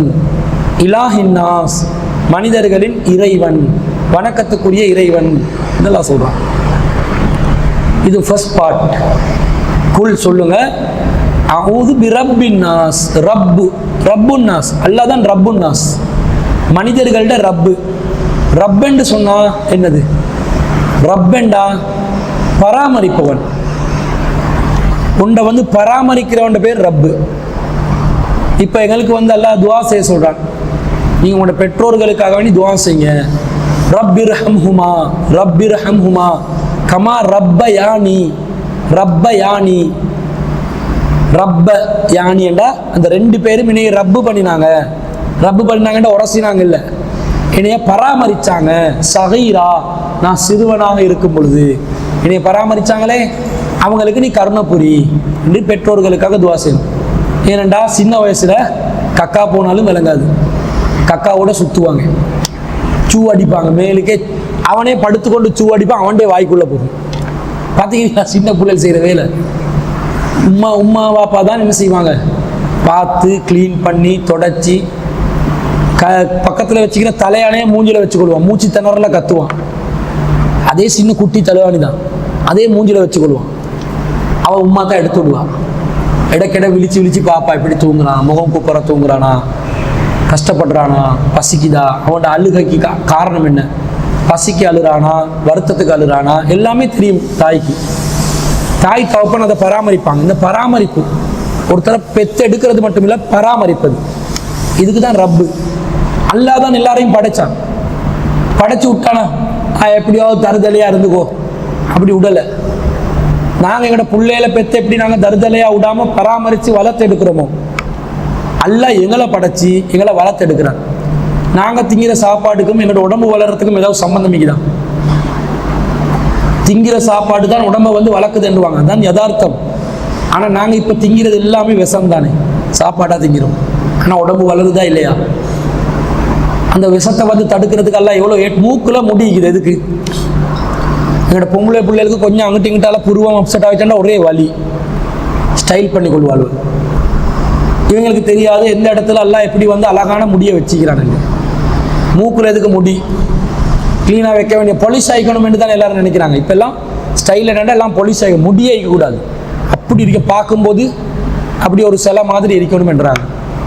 முடி தேவைக்கு தான் எல்லாம் வச்சிருக்கிறான். மூக்கு முடி தூசுக்கள் என்ன செய்யாது, போகாமல் தடுக்கும். நீங்கள் ஒரு நாள் முழுக்க வெளியே அலைஞ்சி வந்து நைட்டில் போய்ட்டு கொஞ்சம் இப்படி கிண்டி பாருங்க, கருப்பு கருப்பாக வரும். என்ன வருது கருப்பு கருப்பா? அதுதான் தூசு எல்லாம் போய்ட்டு சேருது, அது ஸ்டொக் பண்ணுது. உங்களுக்கு வெளியே எடுத்து போகிறதுக்கு அது என்ன செய்யுது, ஒரு கட்டியாக அதை சில பேர் எடுத்து வாய்க்குள்ள போட்டுக்கணும். புளி ருசி அங்கே நல்ல இடவோட இருக்கிறானோலே, அதை எடுத்து வாயில போடுறானோடா இவங்க யாரு? இவங்க சரியான சுத்தம்ன்றது கொஞ்சமும் இல்லை. அப்போ இந்த மாதிரி எல்லாம் பாதுகாக்கிறானுங்களை, உடம்பை வளர்க்குறான், பாதுகாக்கிறான். எங்களுக்கு தேவையான மாதிரி மூக்கு வந்து உடம்புல எல்லாம் வளர்ந்து சில பகுதி மட்டும் வளராமல் இருந்து அப்செட் தானே. உடம்பு கை வளருது, கால், தலை மட்டும் வளருது இல்லை, இப்படி தான் இருப்பான். அப்போ அது பிரச்சனை. அல்ல அதையும் வளர்த்தெடுக்கிறான். சில பேர் எல்லாம் சோதனை ஆக்குவான். அறக்குறை வளர்ச்சியை வச்சு பிறருக்கு சோதனை, அவருக்கும் சோதனை. அவர் பொறுத்து கொண்டால் சொர்க்கம், பிறர் அதை பார்த்து திருந்தினால் சொர்க்கம். பிறர் திருந்தாவிட்டால் நரகம், அவர் பொறுத்து கொள்ளாட்டி நரகம். இது ஒரு லாஜிக் வச்சுக்கிறான்ல. எல்லாத்தையும் ஒரே மாதிரி வைக்கலவே. இப்போ சைனாக்காரன்லாம் ஒரே மாதிரி தான் நிற்கிறான். எவ்வளோ கஷ்டப்பட்டானோ லைக் மூஞ்சை பார்த்து கொள்றதுக்கு. யார் ப்ரூஸ்லி யாருன்னு விளங்குது இல்லை, ஜக்கி ஜான் யாருன்னு சில நேரம் விளங்காது. எல்லாம் ஒரே மாதிரி வாங்க. ஜக்கி ஜான சரி கொஞ்சம் வித்தியாசம் விளங்கும், இந்த ப்ரூஸ்லியையும் ஜெட்லியையும் வித்தியாசமே விளங்காது. ஒரே மாதிரி மூஞ்சியல், இப்படி ஒவ்வொருத்தன் அவங்க ஒரே மாதிரி அல்ல வைக்கல, வித்தியாசங்கள் வச்சுக்கிறான். அந்தந்த இனத்தவர்கள் அதை இனம் காணுவாங்க. இப்படி வித்தியாசப்படுத்தி, நிறத்தில் வித்தியாசப்படுத்தி, உடல் அமைப்பில் எல்லாம் வளர்த்து எடுக்கிறான் பாருங்க. இந்த வளர்ப்புக்கு படைத்து வளர்த்தெடுத்தல் இது அல்லாஹ், இதுதான் இறைவன். அந்த இறைவன் உங்களை படைச்சு பராமரிக்கும் இறைவன். இதுக்கு நாங்கள் அந்த மொழிபெயர்க்கும் போது இறைவன் என்று சோட்டா போடுறோம். இறைவன் என்றால் நாங்கள் என்ன அர்த்தம் விளங்கணும், நம்மை படைத்து பராமரித்தவன் என்றான் ரப்பு, படைத்து பராமரிப்பவன். ரப்புல் ஆலமீன், அல்ஹம்து சூரால வருது. ரப்புல் ஆலமீன் என்றா அகிலத்தாரின் இறைவன், அகிலத்தாரை படைத்து, அகிலத்தை படைத்து பராமரிப்பவன். தன்னை தவிர, அல்லாவை தவிர உள்ள மற்ற அனைத்தும் ஆலம், யூனிவர்ஸ். அல்லாஹ்வை தவிர உள்ள மற்ற அனைத்தும் அகிலம். அல்லாஹ்வை தவிர உள்ள அனைத்தையும் படைத்தவன் யாரு? அல்லாஹ் தான். அப்ப அல்லாஹ் அதை பராமரிக்கிறான். ஸ்டார் பராமரிக்கிறான், சூரியனை பராமரிக்கிறான், எல்லாத்தையும் ரப்பு, எல்லாத்துக்கும் ரப்பு அவன். எல்லாத்தையும் அவன் பராமரித்து கொண்டிருக்கிறான். டைமுக்கு டைம் எல்லாம் இயங்குது. நாங்கள் தான் லேட்டாக வருவோம். சூரியன் லேட்டாக உதிக்குமா? டைமுக்கு உதிக்கும், டைமுக்கு மறையும். அதோட வேலையை அது சீராக செய்யும். இரவு வருது போகுது, இத்தனை என்னடா ஒரே இரவு வருது, இரவாவது வெளிச்சமாவது, இதை நிப்பாட்டி ஏதாவது மாற்றுங்க என்றா ஏதாவது நடக்குமா? சீராக இயங்குது. மழை என்றா மழை, வெயில் என்றா வெயில், அதெல்லாம் அல்லாஹ் சீரான ஒரு கண்ணோட்டத்தில் இயக்க வைக்கிறான். மரங்கள்ட நிறம், அந்த பூமியில் உள்ள ஏனைய உயிரினங்கள் பரவ செஞ்சுக்கிறான். எல்லாம் அல்லாஹ்வுடைய அந்த கட்டுப்பாட்டில் அழகான. இதுதான் படைத்து பராமரிப்பவன். அப்படி படைத்து மனிதர்களை படைத்து பராமரிக்கக்கூடிய இறைவனிடம் நான் பாதுகாவல் தேடுகிறேன். மலிக்கின் நாஸ், அவன் மனிதர்களின் எஜமான். மலிக், உரிமையாளர். படைச்சு பராமரிக்கிறதுண்டா, இப்போ ஒருத்தன் பிள்ளையோண்ட பெத்து வளர்க்குறான். பெத்து வளர்க்குறது அவனுக்காக இல்லை, அவளுக்காக இல்லை, யாரோ ஒருத்தனுக்காகன்னுவீங்களே. நான் பெத்து எனக்கு ஆசைக்கு வளர்க்காம இன்னொருத்தன் என்னைய வாடகை தாயா வர சொல்றான். பெத்து தந்துட்டு நீ போயிடணும், நீ சொந்தம் இல்லை உனக்கு, எனக்கு தான் புள்ள சொந்தம். இன்னைக்கு டெஸ்ட் டியூப் பேபி எல்லாம் வருது தானே. இப்படி அடுத்தவங்களுக்காக படைச்சவன் இல்லை.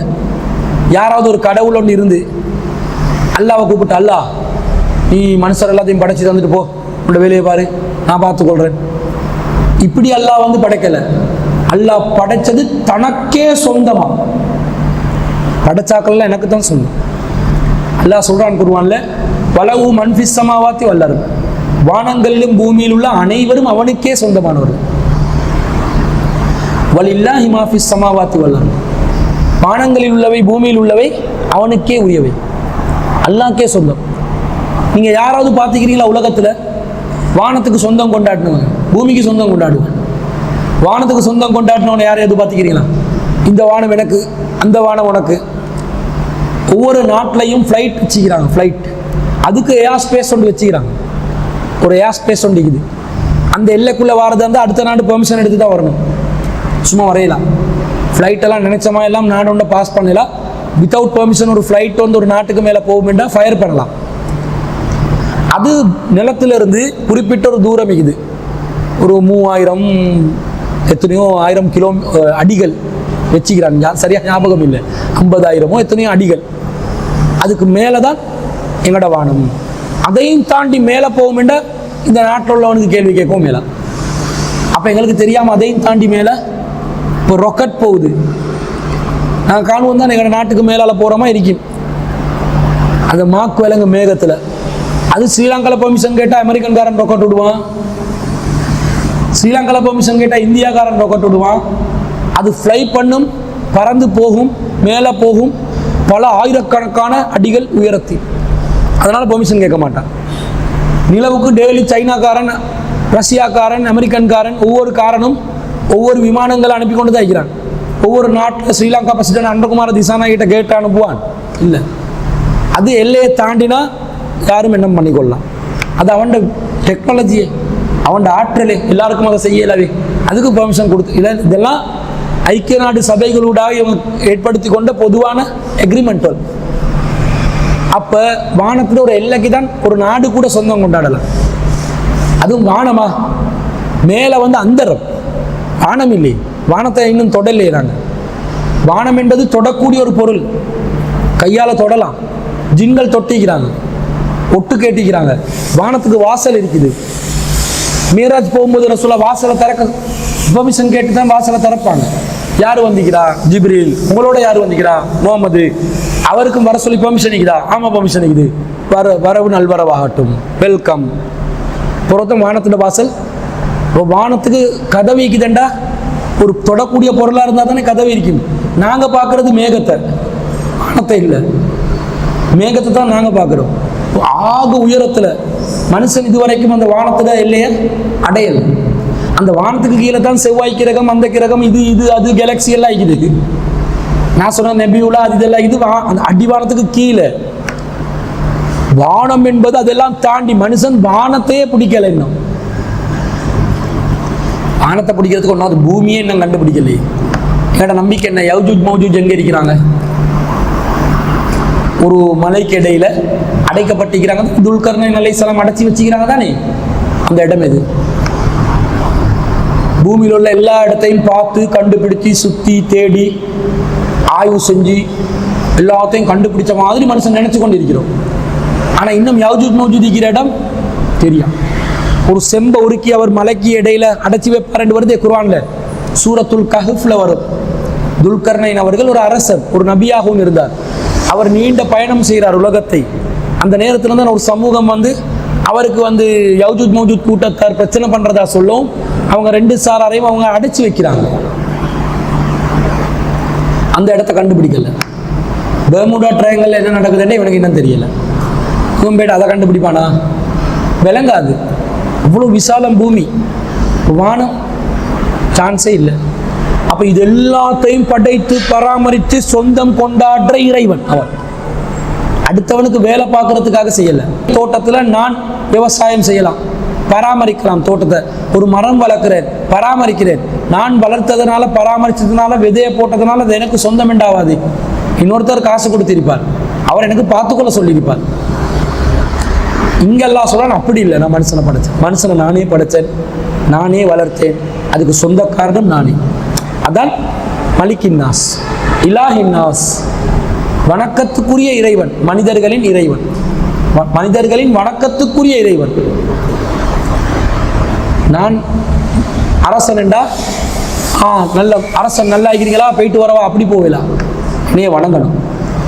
இவ்வளோ நான் செய்கிறேனா, உனக்கு சொந்தக்காரன் நானா, நான் தான் உன்னை எஜமானா, நீ என் அடிமையா, உன்னை படைச்சது நானா, உன்னை வளர்க்கிறது நானா, உன்னை பாதுகாக்கிறது நானா, தேவையான ஏற்பாடு செஞ்சு தரது நானா, என்னையத்தான் நீ வணங்கணும்.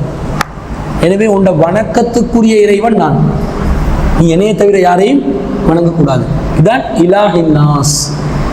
இலாஹ் என்றால் வணக்கத்துக்குரியவன். லா இலாஹ இல்லல்லா என்போமே. லா இலாஹா, கடவுள் எந்த கடவுளும் இல்லை. இல்லல்லா, எந்த வணக்கத்துக்குரியவனும் இல்லை. இது சரியான அர்த்தம். எந்த வணக்கத்துக்குரியவனும் இல்லை. இல்லல்லா, அல்லாஹ்வை தவிர. வணக்கத்துக்குரிய நாயன் அல்லாஹ் ஒருவன் தான். அதுதான் இலாஹின் நாஸ். இது அல்லாஹ் பாதுகாப்பு தேட சொல்றான். யாரு கிட்ட? எப்படி பலமான ஒருத்தன் இல்ல. நாங்க பாதுகாப்பு தேடுறது பலமான அல்லாஹ் கிட்ட. இப்படி பாதுகாப்பு தேடுறதுக்கு அல்லாஹ் சொல்லி இருக்க. இவன் தம்பத்தாடுவை வச்சு பாதுகாப்பு தேடினா, செம்பு தாடுல பாதுகாப்பு தேடினா, போத்தலை தொங்க வச்சு பாதுகாப்பு தேடினா, இசிம குடிச்சு பாதுகாப்பு தேடினா, தாயத்தை கட்டி துவாவை கட்டி பாதுகாப்பு தேடினா எவ்வளவு பெரிய ஒரு பலவீனம். அதான் அது இணை வைத்தல் என்றும். அல்லாட இடத்துல எதை கொண்டாந்து வச்சுக்கிறாங்கன்னு பாருங்க. அல்லாட இடத்துல அல்லாஹ்வினால் படைக்கப்பட்ட அற்பமான பொருட்களை, குறைஞ்சது பாதுகாப்பு தேட்டத்துக்கு நீ தங்கத்தையாவது வச்சுக்க கூடாதா? செம்ப வச்சுக்கிறான் பாருங்க. ஏன்னா தங்கம் கிடைக்காது, ஆனா பளிச்செண்டு விற்கணும். தங்கம் வந்து விலை. வீட்டில் தொங்க வச்சா இருக்குமா? வீட்டில் விற்காது. பளிச்செண்டு தங்கத்துல கலர்லையும் விற்கணும், விலை குறைவாகவும் விற்கணும் என்று செம்ப யூஸ் பண்ணிட்டான்.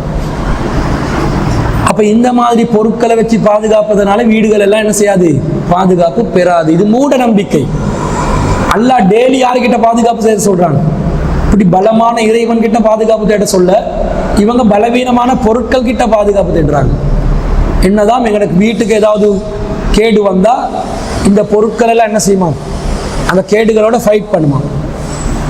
10 ஸ்கின் ப்ராப்ளமோட ஃபைட் பண்ற மாதிரி.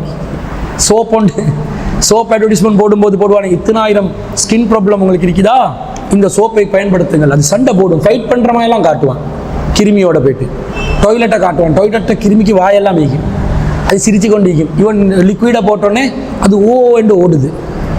இந்த மாதிரி அந்த வார எதிரி கிருமிகளை இந்த தம்பத்தாடு பார்த்து கொண்டே இருக்கும்.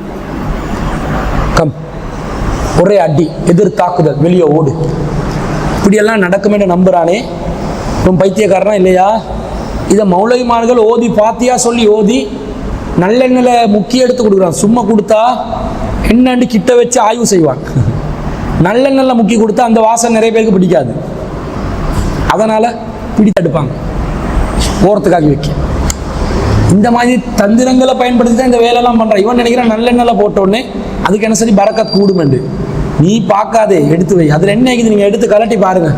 இந்த மாதிரி உங்களோட ரிலேட்டிவ்ஸ் வீட்டுக்கு நீங்கள் போனீங்கன்னா துவா போட்டு இருந்தா தாயத்து வச்சிருந்தா உன்னை எடுத்து கலட்டி பாருங்க. என்னைக்கு தெரியுமா? அல்லாஹு அர் ரஸாக்கு கொடுத்து அல்லது 786 அரபுல எழுதி வச்சுவான். 786 அரபுல இப்படி விய போட்டு 80 போட்டு 6 போட்டு இப்படி வச்சு இந்த மாதிரி நம்பர் போடுறதும் இந்த மாதிரி எழுத்து போடுறதுனால எந்த பாதுகாப்பும் கிடைக்க போறது இல்லை. எங்களுக்கு அல்லாஹ் அதை விட கடுமையான ஒரு பாதுகாப்பை தரான். யாருக்கிட்ட இருந்து பாதுகாப்பு? அடுத்த பாயிண்ட், மின் ஷர்ரில் வஸ்வாஸ் அல் ஹன்னாஸ். வஸ்வாஸிடம் இருந்து பாதுகாப்பு. வஸ்வாஸ் வஸ்வாஸ் என்றா என்ன? வஸ்வாஸ் என்பது எங்களோட உள்ளத்துல ஏற்படக்கூடிய தீய எண்ணம், இல்லாத ஒன்று இருக்கிற மாதிரி தோணுவது. சில பேர் வந்து வஸ்வாஸ் பிடிச்சவங்கடுவாங்க. இப்போ நீங்கள் இஜாபை போடுறீங்க, போட்டுட்டு இப்படி பார்த்து திருப்பி மறு இப்படி செஞ்சு திருப்பி ஒரு கைப்பிடி போட்டு திருப்பி ஒரு கைப்பிடி செஞ்சு 10 தடவை செஞ்சீங்கன்னுங்களே, உங்களுக்கு வஸ்வாஸ். ஒரு டிப் போட்டோமா 2 டிப் முடி அங்கிட்டு விளங்குதாண்டு செக் பண்ணா ஓகே. அல்லது சிலதுகள் இப்படி போட்டு இப்படி சைடுக்கு மூஞ்ச பார்க்கும், அழகாய்க்கிறேன். மென்டல் இஷ்யூவை பற்றி பேசலை. திருப்பி திருப்பி திருப்பி திருப்பி அதை ஒரு காரியத்தை சில பேர் உழு செய்வாங்க. உழு செஞ்சுட்டு திருப்பி உழு செய்வாங்க. திருப்பி ஏண்டா அது போதா அவங்களுக்கு வஸ்வாஸ். அந்த சரியா நிறைவேற்றினமாய் அது ஃபீலிங் இல்லை. சில பேர் தொழும்போது மறுபடி எடுத்துட்டு மறுபடியும் எப்படி பண்ணுவாங்க. ஒரு 10 தடவைமா இப்படி செஞ்சுட்டு தான் என்ன செய்வான்? தக்பீரை கட்டுவான். ஏண்டா இப்படி செய்றீங்கன்னு பார்த்தா அதுக்கு காரணம் சொல்றான். இப்படி கையை உயர்த்தி முசல்லி ஃபர்லல் அர்பஅத் ரகாத் லுஹர் சொல்றதா இருந்தா அந்த லுஹருடைய 4 ரகாத் ஃபர்லான ரகாத்தை தொழுகிறதுக்கு நான் அதான் எப்படி முசல்லி ஃபர்லல் அர்பஅத் ரகாத்தில் எனக்கு ஞாபகம் இல்லை. இப்போ நாங்கள் ஓதுறது இல்லையா? அது மௌமூமன், நான் வந்து மௌமூமாக லில்லாஹி தஆலா அல்லாஹு அக்பர் என்ற போல அந்த இதும் துவா நியத்தும் சரியா வந்து கனெக்ட் ஆகணும். சரியா கனெக்ட் ஆகாட்டி திருப்பி ஸ்டார்ட். இது வஸ்வாஸ் தானே. இப்படி நாங்கள் ஒரே காரியத்தில் ரிப்பீட் பண்ணால் அதுக்கு இன்னொரு பேர் இது என்னது? பைத்தியம். பைத்தியம் தானே. ஓவர் வஸ்வாஸ் ஆச்சுன்னா பைத்தியம் ஆகிடும். சில பேர் பாருங்க கையை கழுவி கொண்டே இருப்பாங்க. கொரோனால நிறைய பேருக்கு இந்த பைத்தியம் பிடிச்சி கழுவுறது, எதை தொட்டாலும் கழுவுறது, ஃபோனை தொட்டாலும் கழுவுறது, பயந்து சர்ஜிக்கல் அந்த ஸ்பிரிட் என்னது அது நாங்கள் போட்டு கையை துடைக்கிறதுக்கு ஒரு மருந்து சானிடைசர் இல்லாத ஊடியில் போட்டு சானிடைசர்ன்னு நிறைய பேர் தண்ணியை தான் போட்டு விட்டாங்க. அதை கழுவி கழுவி கழுவி என்ன ஒரு பாடு. இது சரி பரவாயில்ல, ஒரு பெரிய தொற்று நோய் ஏற்பட்டுச்சு பயந்தாங்க என்றுங்களே. சும்மா நேரத்தில் ஒருத்தன் எனக்கு தெரிஞ்ச ஒருத்தன் என்ற நண்பன் ஒருத்தன் இருந்தான். அவன் சன்லைட் ஒரு துண்டை வந்து சொப்பின் பேக்கில் கட்டி கொண்டு சாக்கில் போட்டு கொண்டு வரும். தப்பி தவறி நாங்கள் கையை கொடுத்தோம்னு வைங்க, கையை கொடுக்க மாட்டான். பலவந்தமாக பிடிச்சி இழுக்கிறேன் கையை இழுத்தண்டா அவன் கொஞ்ச நேரத்தில் போயிட்டு ஆளை காணும். என்னட்டு பார்த்தா கையை கழுவி கொண்டிருக்கும்.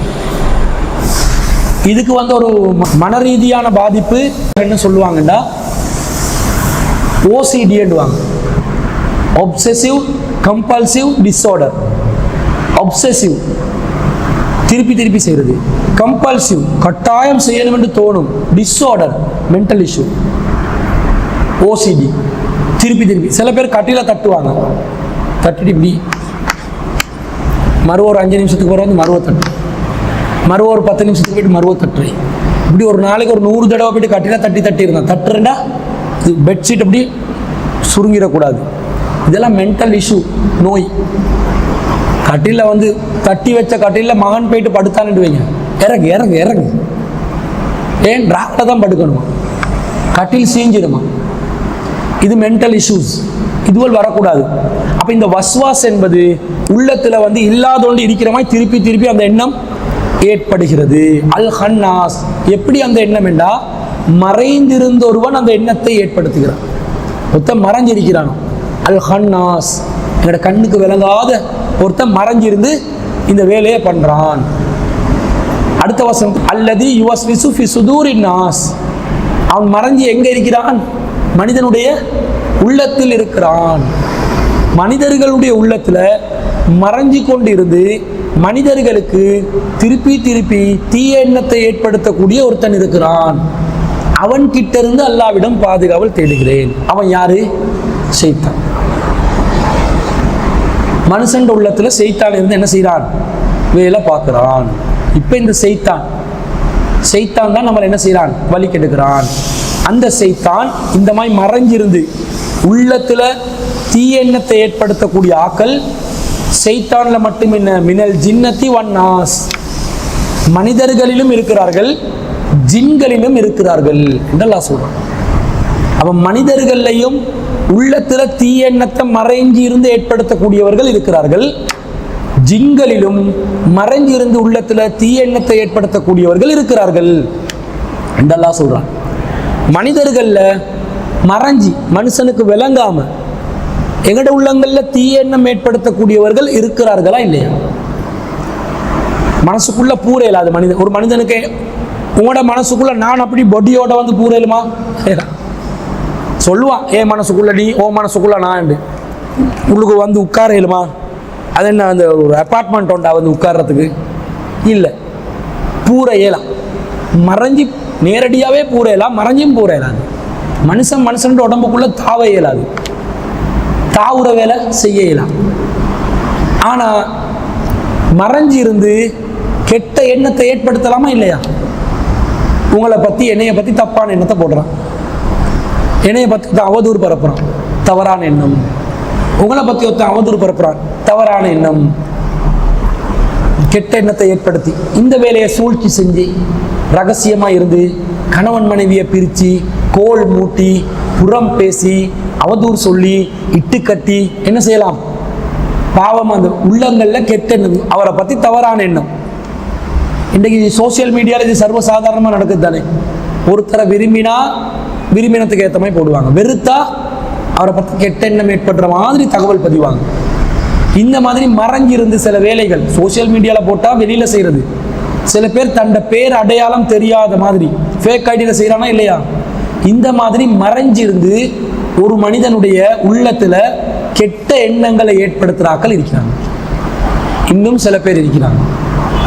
நீங்கள் அட்வர்டைஸ்மெண்ட்களை பார்த்தீங்கன்னா, டிவியை பார்த்தீங்கன்னா, நாடகங்களை பார்த்தீங்கன்னா, சீரியல்களை பார்த்தீங்கன்னா, சினிமாவை பார்த்தீங்கன்னா, அதில் கெட்ட எண்ணங்கள் என்ன செய்வாங்க? மனுஷன் உள்ளத்தில் ஏற்படுத்துவாங்க. ஒரு கருத்தை பதிவு செய்யணும்னு நினைச்சா உள்ளத்தில், மனிதன் உள்ளத்தில் மனிதர்கள் செய்த வேலை இன்னுக்கு இன்னும் வரல, என்ன செய்வாங்க? இந்த கருத்தை நாசூக்கா பதிவு செய்வாங்க. இப்போ தீவிரவாதிகள் என்றாலே யாருக்கு மனசுக்கு வரும்? எங்களுக்கே யாரு வரும்? முஸ்லிம்கள். தீவிரவாதிகள் என்றால் முஸ்லிம்கள் என்று இன்டர்நேஷனல் மீடியாவும் லோக்கல் மீடியாவும் சேர்ந்து ஆக்கி விட்டானா இல்லையா? ஆக்கிட்டான். முஸ்லிம்களே என்ன நினைப்பாங்க? அடிப்படைவாதிகள் என்று சொன்ன உடனே முஸ்லிம்கள் ஒரு குழு அப்படி எண்ணுவாங்க. அவங்க தீய எண்ணத்தை என்ன செய்யறாங்க? ஏற்படுத்துறாங்க, விதைக்கிறாங்க, சினிமாவில் விதைக்கிறாங்க. இந்த விஜயகாந்த் என்ற ஒருத்தன் இருந்தானே, தனிப்பட்ட முறையில் நல்ல மனித தன்மைக்கு சொல்றாங்க, அல்லாஹ் வாழம், மௌத்தா போயிட்டான், செத்து போயிட்டான், மௌத்தா போயிட்டான். அந்த ஆள்ட படங்கள்ல என்ன செய்வான்? பாகிஸ்தான் எதிர்நாட்டு பாகிஸ்தான் தீவிரவாதி, பாகிஸ்தான் தீவிரவாதி, பாகிஸ்தான் தீவிரவாதி. எப்போ பார்த்தாலும் பாகிஸ்தான்காரன் தீவிரவாதி. ஆனால் கிரிக்கெட் மேட்ச்சில் எல்லாம் உண்டா சேர்ந்து விளையாடுவாங்க. தீவிரவாதியாக இருந்தால், அந்த அளவுக்கு தீவிரவாதமாக இருந்தால், நீ கிரிக்கெட் மேட்ச்சில் உண்டா விளையாடக்கூடாது, பாகிஸ்தானோட எங்களுக்கு எந்த மேட்சும் கிடையாதுன்னு அறிவிக்க வேண்டியது தானே. விளையாடுறாங்க. இப்போ பாகிஸ்தான் தீவிரவாதி என்ற மாதிரி நமக்கே பாகிஸ்தான்காரனை கண்டா கொஞ்சம் பயமாக இருக்குதா இல்லையா? குண்டை வச்சிருவானோ, ஒரு ஜாதி ஆக்கள் இவங்க. ஆப்கானிஸ்தான்காரனை கண்டா என்ன சரி செஞ்சிருவானோ, மலாலாவை வெடி வச்சவங்க, அவள் பெண் உரிமைக்காக போராடினால் அவளையே சுட்டு கொள்ள பார்த்தாங்க, பதிவு செய்கிறாங்க கருத்து. அவங்க நல்ல அகலாக்குள்ள முஸ்லீம்கள் இருக்கிறாங்க, அவங்க நல்ல சிறந்த முறையில். இப்போ ஆப்கானிஸ்தானை பற்றி யாராவது பேசுகிறானா? இவங்க யாரை தாலிபான் தீவிரவாதிகள் சொல்லி கொண்டு இருந்தார்களோ அந்த தாலிபான்கள் தான் இப்போ ஆப்கானிஸ்தானை ஆட்சி செய்கிறாங்க. இப்போ அவங்க ஒரு நாட்டிட ஆட்சியாளர்கள் இந்த நாட்டை ஆட்சி செய்கிறாங்க. இப்போ ஆப்கானிஸ்தானை பற்றி பேச்சு இல்லை, இப்போ பாலஸ்தீனம் பேச்சு. ஏன்? அவங்க இப்போ அடித்து பிடிச்சி அமெரிக்கன்காரனை துரத்தி விட்டு இப்போ ஆட்சியை பிடிச்சி செஞ்சு கொண்டு போகிறாங்களா? அவங்கள ஃபேஸ் பண்ண முடியாதா? இப்போ அவங்கள தீவிரவாதி ஆக்கல. இப்போ அவங்க யாரு? டிப்ளமேட்ஸ், அவங்கெல்லாம் ஃபாரின் அம்பாசடர்ஸ், பிரசிடென்ட்ஸ், டெமோக்ராட்டிக் லெவலில் உள்ள தலைவர்கள், டெமோக்ராட்டிக் லீடர்ஸ். அப்போ இந்த கருத்தை பதிவு செய்யறாங்க. மறைவிலிருந்து யார் பதிவு செய்யறான்னு தெரியுமா? அவங்களுக்கு தெரியாது. எவனோ பதிவு செய்யறான், ஆபாசத்தை பதிவு செய்யறான். இப்போ இந்த நோன்பு காலத்தில் டிக்டாக் எடுத்தா விளம்பரங்கள், டிக்டாக்கே இப்போ விளம்பரத்துக்கு தான் இருக்குது. சல்வார் விளம்பரம், சாப்பாடு விளம்பரம், இந்த கடைக்கு வாங்க, அந்த கடைக்கு போங்க, இதை சாப்பிடுங்க, அதை சாப்பிடுங்க, விளம்பரமா வரும். இப்ப நீங்க பாருங்க, இந்த விளம்பரங்கள்ல ஆபாசத்தை திணிப்பாங்க. முஸ்லீம் பொம்பளை பிள்ளைகளுக்கு சல்வார் விற்கிறேன்னு சொல்லி, அபாயா விற்கிறேன்னு சொல்லி டிசைன் காட்டுவான். ஒருத்தன் எப்படி காட்டுவான்? ஸ்கார்ஃப் வந்து களத்தோட நெஞ்சி பகுதி வெளியேறிக்கு. பார்க்குறவங்க என்ன நினைக்கிறாங்க? இப்போ இதுதான் ட்ரெண்டிங், நல்லா இது முடி மறையுது. எங்கடாக்கள் என்ன நினைச்சிட்டாங்கடா, ஸ்கார்ஃப் போடுறது வந்து முடிய மறைக்கண்டு, முடிய மறைக்கணும். ஸ்கார்ஃபை போட சொன்னது, ஹிமாரை போட சொன்னது, ஹிஜாபை போட சொன்னது நெஞ்ச மறைக்க. தலையிலிருந்து நெஞ்சி மறணும். அதான் தலையிலிருந்து இப்படி வந்து ஃபுல்லாக மறையணும். உங்களோட ஸ்கார்ஃப் உங்களோட நெஞ்சில் எந்த பகுதியும் வெளிப்படுத்தக்கூடாது. அதுதான் ஸ்கார்ஃப், ஹிஜாப். இன்னைக்கு முஸ்லீம் பொம்பளை பிள்ளைகள் ரோட்டில் போனால் சும்மா கணக்கு பண்ணி பாருங்கள், நீங்களே பாருங்கள், எத்தனை பேர் நெஞ்ச மறைக்கக்கூடிய, தலையை மறைக்கக்கூடிய ஹிஜாப்ல இருக்கிறாங்க, எத்தனை பேர் அப்படி இல்லாமல் இருக்கிறாங்க. விரலை விட்டு எண்ணக்கூடிய கொஞ்சம் பேர் தான் சரியான ஹிஜாபை பெறுறாங்க. அப்போ மற்றவங்களுக்கு என்ன ஆவிச்சு? யாரு சொன்னா? பள்ளியில் மௌலவியா பேன் பண்ணாரு, நெஞ்ச காட்டி கொண்டு போண்டு இல்லை. இது விளம்பரம், அட்வர்டைஸ்மெண்ட், ஃபேஷன், டிசைனிங், ட்ரெண்டிங் என்ற பேர்ல தீய எண்ணத்தை விதைக்கிறாங்க. ஆட்டோமேட்டிக்கா யாரும் சொல்லலை, இவங்களே என்ன செய்யறாங்க? திடீரென்று ஒத்தி வருவாள், ஸ்கார்ஃப்ல ஒரு ஹிஜாபை கட்டுற ஒரு டிசைனை காட்டுவாள். ஆரம்பத்தில் ஹிஜாபை வந்து இப்படி முகவட்டம் தெரிகிற மாதிரி போட்டாங்க. இப்போ முகவட்டம் தெரிகிற நாடி இப்படி முகவட்டம் தெரியாது. இப்போ பரவாயில்ல, ஓரளவு மூஞ்ச உள்ளுக்கு தானே வச்சுக்கி, மறைச்சி தானே வச்சுக்குது, அதனால் அங்கீகரிக்கலாம். அது பிரச்சனை, யாரோ ஒருத்த போடுவாங்க. இன்னும் கொஞ்ச நாள் ஒன்று வந்து இன்னொன்று என்ன சரி செய்யும். இப்படி ஒவ்வொன்றா வந்து ஃபேஷனாக ஆக்கி, இந்த மால்டீவ்ஸ்லேருந்து ஸ்ரீலங்காவுக்கு வரும் நிறைய ஆக்கள். மால்டீவ்ஸ் பக்கத்து நாடு, ஒரு தீவு, குட்டி தீவு. அவங்க ஸ்ரீலங்காவில் மருந்து எடுக்கிறதுக்கு வரேன், ஹாஸ்பிட்டல் சர்வீஸுக்கும் எடியூகேஷன். இங்கே நல்ல வங்கையை விட சின்ன தீவு தானே அது. எடியூகேஷன்லையும் ஹெல்த்லையும் ஸ்ரீலங்கா அவங்கள விட முன்னேற்றம். இங்கே வாரேன், அதுகள் ஹிஜாப் ஒழுங்கா போடுறதே இல்லை, கள்ளத்தை மட்டும்தான் மறைக்குதுவல். விலங்காதானே ஸ்ரீலங்கா காரியல் மாதிரி தைக்கும் பார்க்கறதுக்கு. ஆனால் கொஞ்சம் விலங்கும், அது பேசுகிற மொழியில் விலங்கும். எக்ஸ்ட்ராவாக லிப்ஸ்டிக் அடிச்சிக்கும்போது பார்த்தா விலங்கு, இது வெளிநாட்டுக்காரி. இப்போ ஹிஜாபை போட்டு லிப்ஸ்டிக் அடிச்சு கொண்டிருக்கிறாங்களா இல்லையா நம்ம மக்கள்? சில பேர் வந்து விளங்காத லிப்ஸ்டிக், அவங்க என்ன செய்கிறாங்க? அலங்காரத்தை வெளிப்படுத்துகிறாங்க, மூக்குத்தி குத்துறாங்க, அலங்காரத்தை. இது யார் இந்த சமூகத்துக்குள்ளே கொண்டு வந்தது? முஸ்லீம் சமூகம் அழகா ஹிஜாபை கடைப்பிடிச்சு தானே வந்தாங்க. ஆரம்பத்துலேருந்து ரசூலோட காலத்தில் அப்படி தானே வந்தாங்க. ஒழுங்காக தானே சொல்லி கொடுத்திருப்பாங்க, எல்லாரும் ஒழுங்காக தானே கடைப்பிடிச்சாங்க. எப்படி மாறிச்சு? மனிதண்ட உள்ளத்தில் தீய எண்ணத்தை யாரோ ஏற்படுத்துகிறாங்க. முஸ்லீம் ஆண்கள் அழகா தாடி வச்சு வந்தாங்க. இப்போ தாடி வைக்கிறாங்களா? பொம்பளையே சொல்லுது, பொண்டாட்டியே தாடியை வெட்டுங்க, அசிங்கமாக்கிவாங்களுக்கு. தாடி தான் ஒரு ஆம்பளைக்குரிய அடையாளமே. தாடி இல்லாத ஆம்பளையும் பொம்பளையும் ஒரே மாதிரி தடை மூஞ்சி. சின்ன பிள்ளையில பாருங்க, ஒரே மாதிரி இருக்கும் ஆம்பளை பிள்ளையும் பொம்பளை பிள்ளையும். காரணம் தாடி இல்லை, மீசை இல்லை. அவனுக்கு கொஞ்சம் 14-15 வயசு போல 1-2 மீசை முளைச்சி 2 பரு வந்தோடனே தொண்டைக்குழி என்ன செய்யும்? தள்ளி நிற்கி. அப்பதான் கொஞ்சம் வித்தியாசம், ஆம்பளை வாக்கு ஸ்டார்ட் ஆகும். இவங்க என்ன பண்றாங்க? ஷேவ் பண்றாங்க, தாடி வளராம ஆக்குறாங்க. பொம்பளைக்கும் ஆம்பளைக்கும் வித்தியாசம் இருக்காது. தாடி வளராத ஒருத்தனுக்கு வந்து நீங்க ஒரு ஸ்கார்ஃபை போட்டு விடுங்க, பொம்பளை புள்ள மாதிரி தான் இருப்பான். தாடி வளர்ந்த ஒருத்தனுக்கு போட்டா விளங்கிடும், மீசை முளைச்சவனுக்கு விளங்கிடும். ஆம்பளையுடைய தனி அடையாளமே தாடியும் மீசையும். மீசை முறுக்கும் ஆம்பளை அப்படி. எங்களுக்கு அப்படி மீசை வைக்க வேணாம்ட்டாங்க சொல்லலாம். மீசை வந்து கத்திரிக்க, தாடியை வளர விடுங்கண்ணா. ஆனால் அழகா வச்சுக்கொள்ளணும் இருக்கிறது. அதுக்காக சில பேர் வந்து தின்னும் போது மீசை இப்படி தூக்கி வாய்க்குள்ள போட்டு பைக்ல போவாங்க. சில பேர் தாடி இப்படி விரிஞ்சி தின்னும் போது கஞ்சி போயிட்டு என்ன செய்யும்? தாடியில உளும், அதை எடுத்து இப்படி இருந்தா வந்து அது பார்க்கறதுக்கு ஒரு அருவருப்பா இருக்கக்கூடாது இல்லையா? அழகா இருக்கணும். நீட்டமான தாடினாலும் பிரச்சனை இல்லை, அழகா வச்சுக்கோங்க. அப்போ இந்த மாதிரி தாடியை இன்றைக்கு இல்லாமாக்கி ஃபெஷன் ஆக்கி விட்டாங்க, தாடியை சேவ் பண்ணுறது. இப்போ திருப்பி ட்ரெண்டிங் ஆக்கி விட்டிக்கிறான் தாடியை வளர்க்குறது. ஆனால் வளர்க்குறான் பாருங்க, பார்க்குறதுக்கு கன்றாவி ஆகுது. மீசை இப்படி வளர்த்து, தாடியை அப்படி வளர்த்து, பார்க்கும்போது ஒரு கொலுபில் இந்த கோரில்லாவை பார்க்குற மாதிரி இது. அது அந்த தூய்மை இல்லாத ஒரு தாடி வளர்ப்பு ஃபெஷன் முஸ்லீம் பொடிய மகளும் செய்கிறாங்க. யாரும் தோன்றா? சினிமா நடிகன்மார்கள் தோன்றாங்க. அவன் சொல்லலை, ஏய் இளைஞர்களே தாடி வைங்கடா இப்படி சொன்னானா, தாடியை இல்லாமாக்குங்கடா சொல்லலை. அவன் செய்வான், ட்ரெண்டினை உருவாக்குறான். இது தீய விஷயங்கள் என்ன செய்யறான், மனுஷன் உள்ளத்துல பரப்புறான். யாரு செய்யறேன்னு தெரியும், ஃபேஷன் பண்றான். பொம்பளைகிட்ட பேச்ச கேட்டுக்கொண்டு இருந்தான் ஆம்பளை மாப்பிள்ளை மகள். இப்ப கேட்கிறாங்களா? பொம்பளையில மதிக்கிறாங்களே இல்லை. கொஞ்சம் ஒரு 50 வருஷத்துக்கு முன்னாடி உம்மா வாப்பாட ஒத்துமையும் இப்போ இருக்கிற உம்மா வாப்பாட ஒத்துமையும் பாருங்க, நிறைய டிஃபரன்ஸ் இருக்குது. இப்பொழுதே ஜல் புல் ஒத்துமை ஒன்று தான் இது. எது எடுத்தாலும் எரிஞ்சு விழுறது.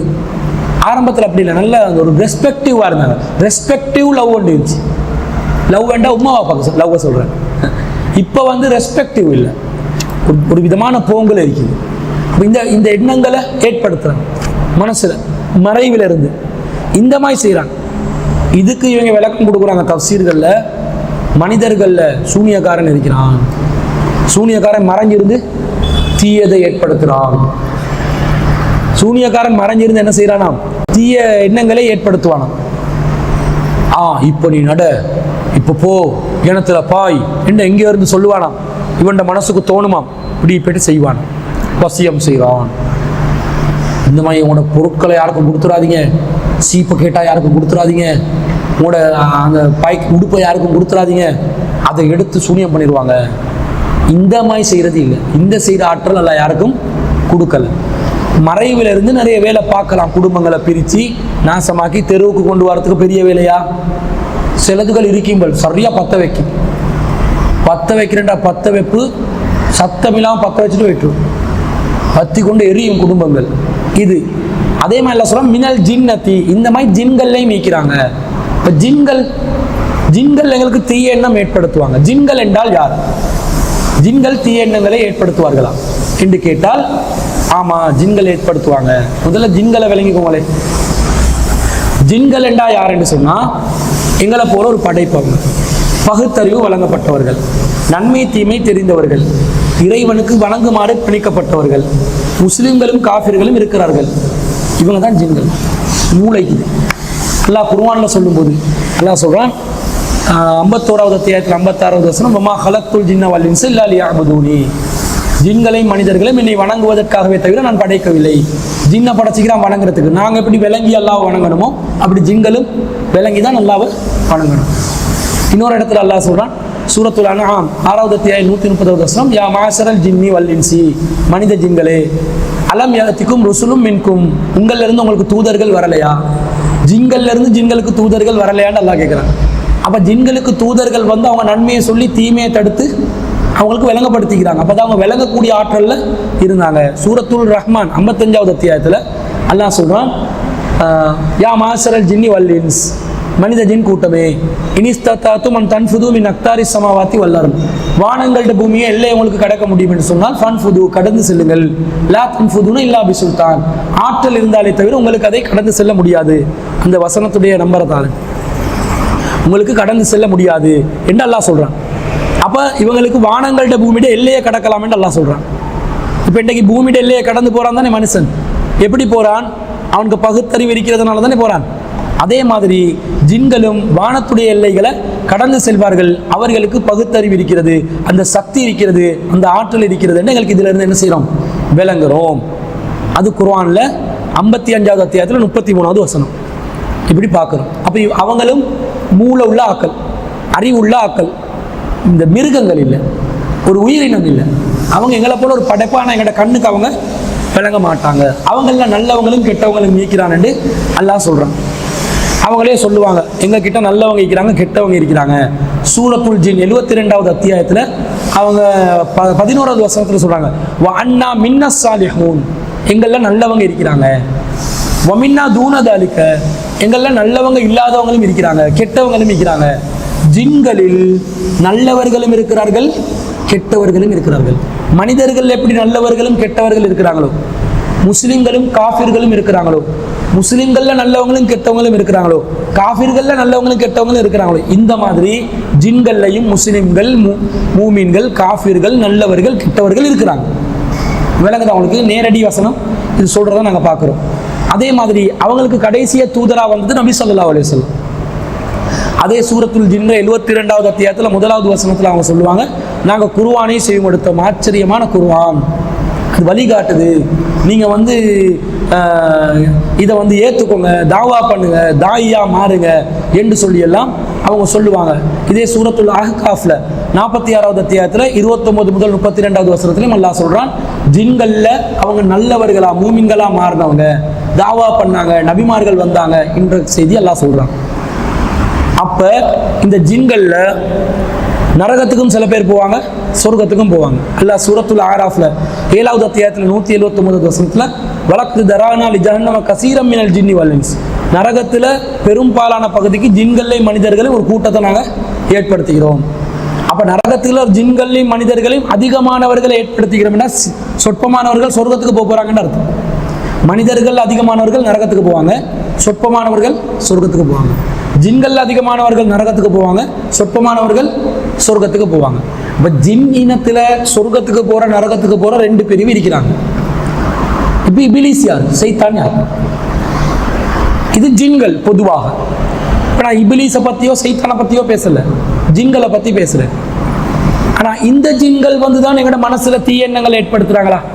இந்த ஜின்கள்ல நல்லவங்க கெட்டவங்க நிற்கிறாங்களே, இந்த ஜின்ல கெட்டவங்க எங்கள்கிட்ட உள்ளத்துல தீயெண்ணத்தை ஏற்படுத்துறாங்களான்னு கேட்டா இல்லை. அவங்களுக்கும் எங்களுக்கும் எந்த சம்பந்தமும் இல்லை. அவங்க தனி லைஃப் ஒன்று வாழ்றாங்க. நாங்கள் குடியிருக்காத இடங்கள்ல அவங்க குடியிருக்கிறாங்க. முச்செடிகளையும் சாணங்களையும், மிருகங்களுடைய சாணங்கள், சாணி இதுகளை சாப்பிட்றாங்க, முட்களை சாப்பிட்றாங்க. அவங்க மனிதர்கள் நடமாடாத இடத்துல போயிட்டு நடமாடுறாங்க. மனிதர்களோட கண்ணுக்கு அவங்க விளங்க மாட்டாங்க என்ற நிலையில அவங்க இருக்கிறாங்க. இப்போ சைத்தான்கள் யார்? அல்லாஹ் சொல்றாங்களே மினல் ஜின்னத்தி வன்னாஸ் என்றே சொல்றான். ஜின்கள்ல இருந்து ஜின்கள்லையும் அப்படியானவங்க இருக்கிறாங்க, மனிதர்களையும் அப்படியானவங்க இருக்கிறாங்க. ஜின்கள்ல அப்படியானவங்க, உள்ளத்துல தீயெண்ணங்களை ஏற்படுத்தக்கூடிய ஜின்கள்ல உள்ளவர்கள் யாருன்னு கேட்டா அதுதான் இபிலீஸும் அவனுடைய சந்ததிகளும். இபிலீஸ் என்றவன் ஜின் இனத்திலே ஒருத்தன் தான். அவனும் ஒரு ஜின். ஜின்ல நல்லவங்க கெட்டவங்க இருக்கிற மாதிரி இருக்கும்போது ஒரு நல்லவனா இருந்த ஒருத்தன் தான் இபிலிஸ். யாரோட இருந்தான்? மலக்குமார்களோட இருந்தான். மலக்குமார்களோட தான் இபிலிஸ் என்ற ஜின் இருந்தான். ஏன் இருந்தான்? அல்லாஹ் ஆலம். சொல்லல, அல்லாஹ் சொல்லல, ரசூல் சொல்லல, அதனால் நாமும் சொல்ல முடியாது. அது அல்லாஹ் நினைச்சது செய்வான். எல்லா ஜின்களும் அவங்களோட கூட்டத்தாரோடு இருக்க, இபிலிஸ் என்ற ஜின் மட்டும், ஜின்ல ஒருத்தண்ட பேர் இபிலிஸ். மனிதர்கள் எங்களுக்கு பேர் இருக்கிற மாதிரி ஜின்கள்லையும் பேர்கள் இருக்குது. இஃப்ரீத் என்ற ஒரு ஜின் இருந்ததா ரசூலா சொல்றாங்க. ஜின்கள்ல பேர் இருக்குது. அந்த மாதிரி ஜின்கள்ல ஒருத்தண்ட பேர் இபிலிஸ். அந்த இபிலிஸ் என்ற ஜின் யாரோட இருந்தான் என்றா மலக்குமார்களோடு இருந்தான். மலக்குமார்களோட அல்லாஹ் அவனை, நீ மலக்குமார்களோட நீங்க எல்லாம் மற்றவங்க இருங்க இப்படி எல்லாம் வச்சுட்டான். ஏன்னு தெரியல. இந்த இபிலிஸ் என்றவன் ஆதம் அலைஹிஸ்ஸலாத்துக்கு ரெஸ்பெக்ட் பண்ணல, பணியல, ஆதம் அலைஹிஸ்ஸலாத்தை மதிக்கல. அதனால அவன் காஃபிரான். அதனால அவன் அல்லாஹ்விடத்தில் பெருமை அடித்து மனிதர்களை வழிகெடுக்கும் சக்தியை கேட்டான். அதனால் அல்லாஹ் என்னோட போட்டியா 7 மணி நேரம் கெடுத்து பாருடா என்றெல்லாம் அந்த சக்தியையும் கொடுத்தான். கொடுத்து நீ என்னைய காஃபிராக்கினாய், என்னைய மதிக்கல, நல்லாகிட்ட, என்னைய பெருமைப்படுத்தல, என்னைய மதிக்கல, என்னைய கௌரவிக்கல, என்னைய நீ வழிகேட்டில் அனுப்பிட்டாய், எனவே நான் மனுஷன் எல்லாத்தையும் வழிகெடுப்பேன் என்று மனிதர்களுடைய பகைவர்களாக, ஜின்கள்ல நல்லாக்கள் இருப்பாங்களே அவர்களுடைய பகைவர்களாக மாறின ஜின்கள் கூட்டம் தான் இபிலிஸ் என்ற ஜின்னும் அவனுடைய சந்ததிகளுமான ஷைத்தான்கள். ஷைத்தான்கள் என்று நாங்கள் சொல்வது யாருண்டா, ஷைத்தான் என்றது ஒரு தனி படைப்பு இல்லை. உலகத்துல பகுத்தறிவு வழங்கப்பட்ட 2 படைப்பு தான் இருக்கிறாங்க. யாரு? மனிதர்கள், ஜின்கள். ஜின்கள் என்ற படைப்புல இப்லீஸ் என்ற ஒரு ஜின் ஆதம் அலைஹிஸ்ஸலாத்துக்கு ரெஸ்பெக்ட் பண்ண மறுத்ததனால அவனுக்கு அல்லாஹ் தஆலா அவனை சபிக்க அவனை வழிகெடுக்க செய்ய அவன் அல்லாவிடத்தில் வரம் கேட்டு மனிதர்களை வழிகெடுப்பது ஒரு தொழிலாக ஆக்கி நான் கடைசி மட்டும் உயிர் வாழ்ந்து மனிதர்களை வழிகெடுப்பேன் என்று சொன்னவன் இப்லீஸ். எனவே மனிதர்களை வழிகெடுப்பதற்காக மட்டுமே, நல்லவர்கள் இல்லாதவர்களாக, ஒருவரும் நல்லவர்களாக இல்லாதவர்களாக, மனிதர்களை நாசமாக்குவதற்காக மட்டுமே படைக்கப்பட்ட இனம் ஷைத்தான் இனம். ஷைத்தான் இனம் இப்லீஸும் அவனுடைய சந்ததிகளும் தான் ஷைத்தான்கள். இந்த இப்லீஸும் அவனுடைய சந்ததிகளும் ஏனைய ஜின்கள்லேயே இனத்தவர்கள். ஆனா இவங்கள்ல யாருமே நல்லவர்கள் இல்லை. இவன் தான் ஷைத்தான்கள் என்றது. இது அல்லாஹ் குர்ஆன்ல சொல்றான். 18வது அத்தியாயத்தில் 50வது வசனம், வயது குல்நாளில் மலாய்க்கத்தை சுஜூது ஆதமுக்கு சுஜூத் செய்யுங்க என்று மலக்குமார்களுக்கு சொன்ன நேரத்தில் மலக்குமார்களுக்கு தான் அல்லாஹ் சொல்றான். இவனும் மலக்குமார்களோட இருந்ததனால இவன் என்ன செஞ்சான்? இல்லா ஃபஸஜது இல்லா இப்லீஸ், எல்லாரும் சஜ்தா செஞ்சாங்க இப்லீஸை தவிர. கானமினல் ஜின்னி, அவன் ஜின்னினத்தை சேர்ந்தவனாக இருந்தான். இப்லீஸ் என்ற அந்த ஆளு, அந்த பேர் உள்ளவன் யாரா இருந்தானாம்? கானமினல் ஜின்னி, ஜின்னினத்தை சேர்ந்தவனாக இருந்தான். ஃபஃபஸக அன் அம்ரி ரப்பிஹி, தனது இறைவனின் கட்டளைக்கு மாற்றம் செய்தான். அல்லாஹ் கேட்கிறான், அஃபதத்தஹிதூனஹு வ துர்ரியதஹு, அவனையும் அவனுடைய சந்ததிகளையும் அவுலியாக்களாக, பொறுப்பாளர்களாக நீங்கள் எடுத்துக்கொள்வீர்களா? மின்தூனி, என்னை விட்டுவிட்டு, என்ன விட்டுட்டு இந்த இப்லீஸ் என்றவனையும் அவனுடைய சந்ததிகளையும் உங்களுக்கு பொறுப்பாளர்களாக, அவுலியாக்களாக நீங்கள் எடுத்துக்கொள்வீர்களா என்றதுல என்ன விளங்குது? இப்லீஸுக்கு சந்ததிகள் இருக்கிறார்கள் என்றா ஆம்புல இருக்கிறாங்க, பொம்புல இருக்கிறாங்க. அப்பதானே ஜின்களும் இனம் பெருக்குவாங்க. ஆண்கள் பெண்கள் இருக்கிறார்கள், புள்ள குட்டிகள் இருக்கிறாங்க.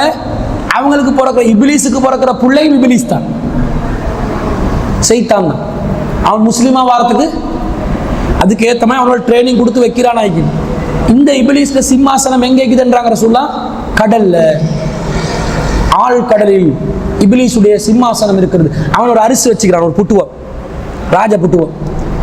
தனது பரிவாரங்களை பூமியை நோக்கி அவன் அங்கிருந்து தான் அனுப்புகிறான். போ, வழிகெடுத்து வா, வழிகெடுத்து வா. அப்பதான் ஒவ்வொருத்தன் வழிகெடுத்துட்டு வந்து சொல்லுவான் இப்லீஸ் கிட்ட, நான் இதை செஞ்சு வந்தேன், இதை செஞ்சு வந்தேன். அப்ப இவன் ட்ரைனிங் பண்ணி தானே அனுப்புறான்.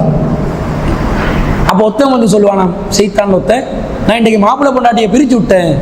அடா ராஜா, நீ தாண்டா ஆளு, வா வா வா, கிட்ட வா, வந்திரி, இவனை ரெஸ்பெக்ட் பண்ணுங்க, எல்லாரும் மதிங்க.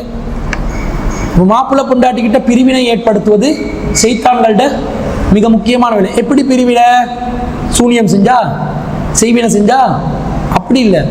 உள்ளத்துல வந்து பொண்டாட்டியை பத்தி தப்பான எண்ணத்தை போட, ஒரே போன்ல இருக்கிறாளே, அவன் உம்மோட பேசி கொண்டிருந்தான். அவங்க யாரும் இல்லையே, மாப்பிள்ளை வீட்டுக்கு வந்தா மாமி ஒரு ஜாதி மூஞ்சி, பேசுறவும் இல்லை, கதைக்கிறவும் இல்லை, சல்புல்லன்றா. கொஞ்சம் உமாவோட சரி பேசி கொண்டு கொஞ்சம் ஆறுதலுக்கு. ஒரு வீட்டில் வளர்ந்துருப்பாங்க தானே, மாப்பிள்ளை புகுந்த வீட்டுக்கு போன உடனே அங்கே சுச்சுவேஷன் எல்லாம் டிஃப்ரெண்ட். கொஞ்ச நாள் மிங்கல் ஆகிறதுக்கு கொஞ்ச நாள் போகும். அந்த நாளுக்குள்ளே வந்து இன்னும் ஒரே பெண் வந்து என்னோட பேச, இப்போ என்னோட தான் ஆன்லைனில் இருப்பா, என்னோட தான் வைக்கிறான்னு பார்த்தா இப்பயும் ஆன்லைனில் இருக்கிறா. எப்போ பார்த்தாலும் நான் தான் என்னோட பேசுகிறாவே இல்லையே, உம்மாவோட ஆன்லைனில், உன்னோட மட்டுமா ஆன்லைனில் இருக்கணும். எண்ணத்தை போட்டோடனே வந்துடும், ஃபீஸ் அபிலில் தாய்ப்படும், சண்டை, விவாகரத்து, தலாக்கு, பிரச்சனை, இந்த மாதிரி ஆகும். இது உள்ளத்துல இந்த தீங்கை ஏற்படுத்துகிற வழிமுறை. இப்படி செஞ்சு கணவன் மனைவியை பிரிக்கிறது ஷைத்தானுக்கு ரொம்ப விருப்பம். வேண்டாம், ஒரு குடும்பம் கலாப்ஸ் ஆகினா எல்லாம் முடிஞ்சு, குடும்பம் ஒன்று இல்லாமல் போனால் எல்லாம் முடிஞ்சிடும். தனியாக வைக்கிறான், ஒருத்தன் கவலையில் வைக்கிறான், கஷ்டத்தில் வைக்கிறான்டா, ஷைத்தான் வந்து பூந்துருவான், பூந்து கேம கேட்டுருவான். இந்த ஷைத்தான் எல்லாருடனும் இருக்கிறார்கள். ஒரு வானவர், ஒரு ஷைத்தான் ஒவ்வொருவருக்கும் நியமிக்கப்பட்டிருக்கிறார்கள். ஏன் எனக்கென்று நியமிக்கப்பட்ட ஜின் இனத்தில் ஒருத்தன் இருப்பான், ஷைத்தான் இனத்தில் ஒருத்தன், ஜின் இனத்தில் உள்ள ஷைத்தான் ஒருவன் இருப்பான். எனக்கென்று படைக்கப்பட்ட நியமிக்கப்பட்ட மலக்கு ஒருத்தர் இருப்பார். மலக்கு நல்லதை சொல்லிக்கொண்டே இருப்பார். இந்த ஜின் இனத்தை சேர்ந்த ஷைத்தான் கெட்டதை சொல்லிக்கொண்டே இருப்பான். நான் தான் டிசைட் பண்ணணும் நல்லதை செய்யறதா கெட்டதை செய்யறதா. அப்ப நாங்க தீர்மானம் எடுக்கக்கூடிய விதத்தில் உள்ளத்துல தீய எண்ணங்களை போட்டு போட்டு குடும்பங்களை கலைச்சி பிரிச்சு நிலைமை உண்டு பண்றது தான் இந்த ஷைத்தான்களுடைய வேலை. இவன் வந்து எப்படிப்பட்டவன் என்று சொன்னா, இந்த ஜின் அல்லாஹ் தஆலா சொல்றான், ஃபகுபுகிபு ஃபீஹா ஹும் வல்காவூன், அவங்க எல்லாத்தையும் நரகத்துல போட்டு தள்ளுவேன் என்றான். யாரு? ஷைத்தான்கள். ஆனால் ஜின்கள்ல அதிகமானவர்கள் தான் நரகத்துக்கு போவாங்க, சொற்பமானவர்கள் சொர்க்கத்துக்கு போவாங்க. ஜின்னினத்தை சேர்ந்த இப்லீஸ் சந்ததிகளான சைத்தான்கள் எல்லாருமே நரகம். ஜுனூது இப்லீஸ் அஜ்மாஊன். ஜுனூது இப்லீஸ் அல்லாஹ் பசந்தான வார்த்தையை போடுறான். ஜுனூது இப்லீஸ், இப்லீஸ் படை, ஜின்னினத்தை சேர்ந்த இப்லீஸ் படை இருக்கிறாங்களே அவங்க அஜ்மாஊன் மொத்தமாக நரகத்தில் முகம் குப்புற தள்ளி விடுவோம். சூரத்து ஷுஆரா 26வது அத்தியாயத்தில் 95, 94, 95. فَوَرَبِّكَ لَنَحْشُرَنَّهُمْ وَالشَّيَاطِينَ ثُمَّ لَنُحْضِرَنَّهُمْ حَوْلَ جَهَنَّمَ جِثِيًّا. உமது இறைவன் மீது சத்தியமாக அவர்கள் அனைவரையும், மனிதர்கள் அனைவரையும் ஒன்று திரட்டுவோம். வஸ்ஸயாத்தீன், இப்லீஸ் சந்ததிகளான சைத்தான்களையும் ஒன்று திரட்டுவோம். சும்ம லனுஹ்ரினன்னஹும், பிறகு அவர்களை நாங்கள் நரகத்திலே அவுல ஜஹன்னம ஜிஸியா, நரகத்தில் வாசலிலே மண்டியிட்டவர்களாக அவர்களை நாங்கள் ஒன்று திரட்டுவோம். சைத்தான் எல்லாத்தையும் எல்லாம் முட்டுக்கால் அடிச்சு நரகத்துல பக்கத்துல வச்சு எல்லாம் வழி கெடுத்தீங்க, எல்லாம் வாங்கடா உட்காரு, நரகத்துக்கு அனுப்புவாங்க. அப்ப இவங்களை எங்களுக்கு விளங்குமா? சைத்தான்களை விளங்காது. அல்லாஹ் சூரத்துல் ஆராஃப் 7வது அத்தியாயத்தில் 27வது வசனத்துல இன்னஹு யராக்கும் ஹுவ கபீலுஹு, இப்லீஸும் அவன் சந்ததிகள், கபீல் அவன் வகைராக்கள், யராக்கும் உங்களை பார்த்து கொண்டிருக்கிறாங்க, எங்களை வாட்ச் பண்ணி கொண்டிருக்கிறாங்க. மின் ஹைசு லா தரவுனஹும், ஆனால் நீங்கள் பார்க்காத விதத்தில் உங்களுக்கு விளங்காது. இப்போ யாராவது நான் சைத்தானை கண்டேன்னு சொன்னா பொய்யத்தானே விடுறாங்க. சைத்தானை பார்க்கலுமா? ஜின்னை கண்டேன்டா, ஜின்னையும் பார்க்கலுமா? இல்லை, ஜின்னும் விலகாது சைத்தானும் விலகாது, அவ பார்க்க மாட்டாங்க. இவங்க என்ன செய்வாங்கடா? அல்லாஹ் தஆலா சூரத்துல் ஆராஃப் 7வது அத்தியாயத்தில் 20ல சொல்றான், வவஸ்வஸ லஹுமு ஷைத்தான் லியப்திய லஹுமா மா ருவிய மா ஊரிய அன்ஹுமா மின் சௌஆத்திஹிமா. ஆதம் அலைஹிஸ்ஸலாத்துக்கும் ஹவ்வா அலைஹிஸ்ஸலாத்துக்கும் ஆனா ஜின்கள் சைத்தான்கள் விளங்கினாங்க. கிட்ட வந்தே சொல்றான், நீங்க இப்படித்தான், நீங்க ஏன் இந்த மரத்தை தடுத்திக்கிறான் தெரியுமா? இந்த மரத்தை நீங்க நெருங்கினீங்கன்னு சொன்னா நீங்க மலக்குமார்கள் ஆகுவீங்க, அல்லது நீங்க நிரந்தரமா உசுரா வாழ்வீங்க, அதனால தான் அல்லாஹ் தஆலா இப்படி தடுத்திருக்கிறான் என்று அல்லாஹ் சொல்வதை பார்க்கிறோம். இந்த மாதிரி சைத்தான்கள் வழி கெடுக்கக்கூடிய வேலையை உள்ளத்துல மறைமுகமாக செய்வாங்க. இதுக்கு நாங்கள் அல்லாஹ்விடம் பாதுகாப்பு தேடுவதுதான் குல் அஊது பிரப்பின் நாஸ் மலிக்கின் நாஸ் இலாஹின் நாஸ் மின் ஷர்ரில் வஸ்வாஸ் அல் ஹன்னாஸ். மறைந்து தீயெண்ணங்களை போடுபவன், அல்லதி யுவஸ்விசு ஃபி சுதூரி நாஸ், உள்ளத்திலிருந்து தீயெண்ணங்களை போடுபவன், மினல் ஜின்னத்தி வன்னாஸ், ஜின்களையும் மனிதர்களையும் இருக்கிறார். இந்த மாதிரி அப்போ சைத்தான் என்னென்னெல்லாம் தீங்கு செய்வான் என்று அல்லாஹ் ரசூல் அறிவிச்சுக்கிறாங்களோ அந்த எல்லாத்துக்கிட்ட இருந்தும் தனியா பாதுகாப்பு கேட்கறதுக்குரிய ஒரு சூறாவாக சூரத்துல் நாஸ் இருக்கிறத பார்க்கணும். சூரத்துல் ஃபலக்லை ஒரு 5-6 விஷயத்தை எல்லாம் சொல்றான். பொறாமை, இருட்டில் பரவுற தீங்கு, இந்த மாதிரி எல்லாம் சொல்றான். அதே மாதிரி சூரத்துல் நாஸ்லையும் மனுஷனை வழி கெடுக்கிறவங்களோட தீங்கெல்லாம் சொல்றான். இந்த தீங்குல இருந்து பாதுகாக்கிறதுக்காகத்தான் இந்த 2 அத்தியாயங்கள். இது சூனியத்திலிருந்து பாதுகாக்கிறதுக்காக அருளப்பட்டதுன்னு சொல்றாங்க. அது லாஜிக் இல்லைன்றது நேற்றும் பார்த்தோம். இன்னொரு கட்டுக்கதை சொல்றாங்க. இதுல சூரத்துல் ஃபலக்ல 5 வசனம், சூரத்துல் நாஸ்ல 6 வசனம், மொத்தம் 11 வசனம். ரசூல் ஸல்லல்லாஹு அலைஹி வஸல்லம் சூனியம் செஞ்ச லபீத் பின் ஆசம் 11 கெட்டகளை போட்டானாம், முடிச்சுகளை. ரசூலாக்கு சூனியம் செஞ்சு 11 முடிச்சுகள் போட்டானாம். ரசூலா இந்த குர்ஆன் வசனங்கள் ஒவ்வொன்றா ஓத ஒவ்வொரு முடிச்சா என்ன செஞ்சான்? கலண்டு போச்சு என்னொரு கட்டுக்கதையை வச்சுக்கிறாங்க. இதுக்கு ஆதாரம் இல்லை. இதுல சொல்லப்பட்டதுக்கும் அந்த முடிச்சுக்கும் சம்பந்தம் இருக்குதா? இல்லை. இது தெளிவாக ஷைத்தான் மனிதர்களை வழி கெடுப்பதிலிருந்து எப்படி பாதுகாப்பு பெறுவது, மனிதர்களுக்கு தீங்கிழைப்பதிலிருந்து எப்படி பாதுகாப்பு பெறுவது, மற்றது அல்லாஹ்வினால் படைக்கப்பட்ட பொருட்கள் இருள் பரவுவது, பொறாம கொள்வது, இது போன்ற விஷயங்கள்ல ஏற்பட்ட தீங்கிலிருந்து பாதுகாப்பு பெறுவதற்காக அருளப்பட்ட அத்தியாயங்களை தவிர இந்த சூனியம் செய்வின, இந்த கந்திருஷ்டி, இது போன்றவைகளுக்காக வந்தவை இல்லை என்பது தெளிவாக விளங்குகிறது. இதுதான் சூரத்துல் நாஸுடைய விளக்க உரை ஆகிக்கும். அப்போ நாங்கள் இதில் பாதுகாப்பு பெறக்கூடிய இந்த நடைமுறையை நம்முடைய வாழ்க்கையில் கொண்டு வரணும். அல்லாஹ் ரப்புல் ஆலமீன் விரட்டி அடிக்கப்பட்ட சைத்தானுடைய முழுமையான தீங்கிலிருந்து நம் அனைவரையும் பாதுகாத்து அருள் புரிவானாக என்று கூறிக்கொண்டு விடைபெறுகிறேன். வாஹிரு தாவானா அல்ஹம்துலில்லாஹி ரப்பில் ஆலமீன். சுப்ஹானக்கல்லாஹும்ம வ பிஹம்திக அஷ்ஹது அல்லா இலாஹா இல்லா அன்த அஸ்தக்ஃபிருக்க.